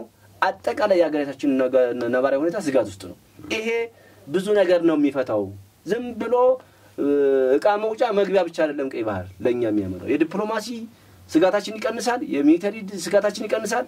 አጠቃላይ የሀገሪቷን የተረጋጋ ሀገር እንድትሆን ደግሞ የበለጠ አበርክቶ ያደርጋል። ይሄንን በደንብ ማየት ያስፈልጋል ብዬ አስባለሁ። አሁን በርግጥ መንግስትም የቀይ ባህር ጉዳይ የህልውና ጉዳይ ነው ማለት ጀምሯል። ይሄ በጣም ጥሩ ነው። ግን ማይለው አሁን ማየው ከማህበረሰቡ ነው። አሁን እኮ ትክክል ነው የቀይ ባህር እኮ ሊኖረን ይገባል ብሎ በየሻይ ቤቱ የሚያወራ ትውልድ አላይም። የቲክቶክ ወሬዎች አሉ። ይሄ ነው እነሱ ናቸው ደግሞ ተጽዕኖ ፈጣሪዎቹ ደግሞ እነሱ ስለሆኑ ነው ቅድም አጽንኦት እንዲሰጥልኝ በጥያቄ ላይ ያነሳሁት። በስራ አመራር የዶክትሬት ዲግሪ ካገኙ በኋላ ዛሬ ከኔ ጋር የመጀመሪያ ነውና በመማር ላይም እያሉ ያው አይባልም አንዳንድ ጸሐፍቶች እንደማይባል አለቆች ይናገራሉ። እጩ ዶክተር አይባልም ይላሉ። ግን በዛን ጊዜም ማለት ነበረብኝ ላለፈው እንግዲህ ካለማወቅም ቢያንስ እየተማሩ ነው ብዬ እንኳን መናገር ነበረብኝ። ለማንኛውም ዶክተር ጌትዬ ትርፌ ሊደርሺፕ ነው የሚባለው ያው ስራ አመራር የዶክትሬት ዲግሪውን ካገኙ በኋላ ዛሬ ዶክተር እያልኩ መጥራቴን ምናልባት መግቢያውን ሳይከታተሉ የገቡ ተመልካቾቻችን እንዲያውቁት ነው። የመንፈሳዊ ትምህርት ወይም ደግሞ የፊደል ቆጠራን የኔታ እግር ስር ቁጭ ብለን እንደምንማረው ዛሬ ሻዕቢያ እግር ስር ቁጭ ብሎ 30 ነው የሚይዘው መጋዘኑ ጥይቱ ካርታ አይ 32 ነው አይደለም 28 ነው የሚል ቁጥር እየተማረ ያለው የህወሓት አመራርና አንስታን የኢትዮጵያን ወቅታዊ ሁኔታ በወፍ በረርም ቢሆን አየን። በተለይ እዚህ ህወሓት የአመራሩ እየተንፈራገጠ ወደ ሻዕቢያ ጫማ ስር መደፋቱ ሻዕቢያ እሱን ተጠቅሞበት በፔትሮ ዶላር ናላው ዞሮ ወደ ኢትዮጵያ ቢመጣ ኢትዮጵያ ታግሳ የምትወስደው እርምጃ የምትፈልገው ፍላጎቷን ለማስመለስ እድል ሊፈጥርላት ይችላል ያሉኝን ነገር አሰምርበታለሁ። መንግስት አይደለም መከላከያ ራሱ እንደዚህ አይነት ስጋቶችን ለመመከትና ለመከላከል የሚዘጋጅ አይመስለኝም። ከዛ ያለፈ የአገሪቷን ፍላጎት በዚሁ አጋጣሚ አሳካለሁ የሚል ይኖራቸዋል ያስባል። መከላከያ አቅም አላቸው፣ ዕውቀቱ አለ፣ ልምድ አለ። መከላከያ በድርጊቱ ይግለጸው ብዬ ነው። እሱማ ይገልጸዋል። በዛ ደረጃ ነው ማለት ተራክ መከላከያ አንዳንድ ጊዜ ትርጉም ላይ ወስደው ለጠላት ግባት እንዳይሆን ማፈን ስላለብን ነው እና መከላከያ ስራውን ይስራ። ግን ሲቪሉ የፖለቲከኛው መዋቅር እየሰራ ያለውን ነገር በተመለከተ ነው መተቸትም እንዲስተካከል የሚፈልገው ችግሮች የሚመነጩትም ከዛም አካባቢ ስለሆነ እንዲታረምም ምንም የሚያስፈልገውን ነገር እናንሳ ብለን ነበር። የቀረ ነገር ካለ እንቋጭና የቀረ ነገር ይኸውልህ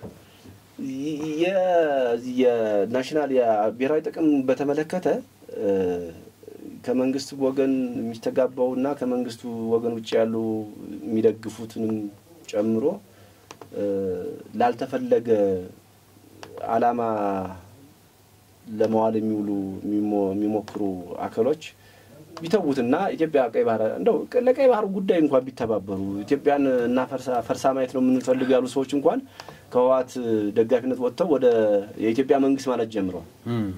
የኢትዮጵያ መንግስት ማለት ይያሉና የኢትዮጵያ ማለት ጀምረዋልና ጊዜ ሊጥል ስለሚችል ይሄ ጉዳይ እዚህ ላይ እንደው እንደ ትውልድ እንደ ማህበረሰብ ቢታሰብበት ጥሩ ነው ያስባለሁ። ይሄ መንግስት ያሳካዋል ያሳካውም በእኛ ድሜ የሚባል ጨዋታ የለም። ምናሳካው ጀምረናል። የነብርን ጭራ ከያዙ አይለቅም የሚባል ነገር ነው። ማሳካት አለብን። ህዝብ ግን ትኩረት ቢሰጠው ደስ ይለኛል። በጣም ትኩረት ቢሰጠው ማለት ስንፈልገው በቀይ ባህር ጉዳይ ትኩረት ቢሰጠው ደስ ይለኛል። እስከታች ድረስ እንደ ግዴታም ቢታሰብ እንደ ሰውኛ እንደ ዜጋ ግዴታም ቢታይ ጥሩ ነው ብያስባለሁ። አመሰግናለሁ። የተወደዳችሁ የሀቅና ሳቅ ሚዲያ ቤተሰቦች ይህ የፌርማታ እንግዳ ነው። በዛሬው የፌርማታ እንግዳ ከዶክተር ጌትዬ ትርፌ ጋር ቆይታ አድርገን ነበር። በቆይታችን እንደተከታተላችሁት ወቅታዊውን ነገር እና የትውልዱን ቀጣይ ሁኔታ ምን ሊሆን እንደሚችል እሱ ደግሞ አሁን ተቆልፎበታልና ቁልፉን ሰብሮ ወጥቶ የህልውናውን ቁልፍ የት እንደሚያገኝ ያቀዋልና ያንን ያደርጋል። ግን መንግስት በጀመረው ቢቀጥል ከጦርነት በፊት ጦርነት አውዳሚ ነው። ለዛኛውም ወገን አደብ ሰጥቶት የዛኛውም ወዲኛውም ወገን ኪሳራ የሰው ህይወት መጥፋቱ የሚያስገኘው ነገር የለም። ግን በዲፕሎማሲ ሰጥቶ በመቀበል ሁሉም ተቻችሎ ተጋግዞ አንዱ አንዱን አንተ ትብስ ተባብሎ መሄዱን እናስቀድማለን እንደ ሰው። ግን የታፈነ ህዝብ የተቆለፈበት ህዝብ ይህንን አማራጭ ካጣ በሚወስደው እርምጃ ተጠያቂ አይሆንም ታሪክ ጸሐፊ እንጂ። የሚያስጠላው ግን ለዚህ መተባበር ያልነበረባቸው ወገኖች ዛሬም ጫማ ስር ተደፍተው ትናንትና ብዙ ሲሉት የነበረውን ወገን ዛሬ የጡት አባቴ ነህ ማለታቸው የፖለቲካ ሲሞቅ ወደዛ ሲቀዘቅዝ ወደዚህ አይነት ነገር መሆኑን ያሳያል። ግን ያም ሆነ ይህ መንግስትና ትውልድ ኃላፊነት ያለባቸው አሁን ከተቆለፈበት ሁኔታ ውስጥ እንዴት መውጣት እንዳለና ያንን ታሪክ መቀየር ነው ወደሚል ድምዳሜ የሚያደርስ ነገር ነው የተጨዋወት ነው። እንደው ዶክተር ጌትዬ ካነሱት ነገር ኮት ለብሶ ብቻ መናገር ሳይሆን ፋቲክ ለብሶም ዘምትበታለሁ ያሉት ነገር እንግዲህ ፖለቲከኛውም መምህሩም ሌላውም በየዘርፉ ያለ ሰው ለኢትዮጵያ ለዘላቂ ጥቅም ሲባል እንዲህ አይነት አሳሰብ መኖሩ ለኔ ደግሞ የሰጠኝ ሌላ ትርጉም አለ። ለማንኛውም በቀጣይ የፌርማታ እንግዳ ከሌላ እንግዳ ጋር ጠብቃችኋለሁ። እስከዛው ድረስ ጤና ይስጥልኝ።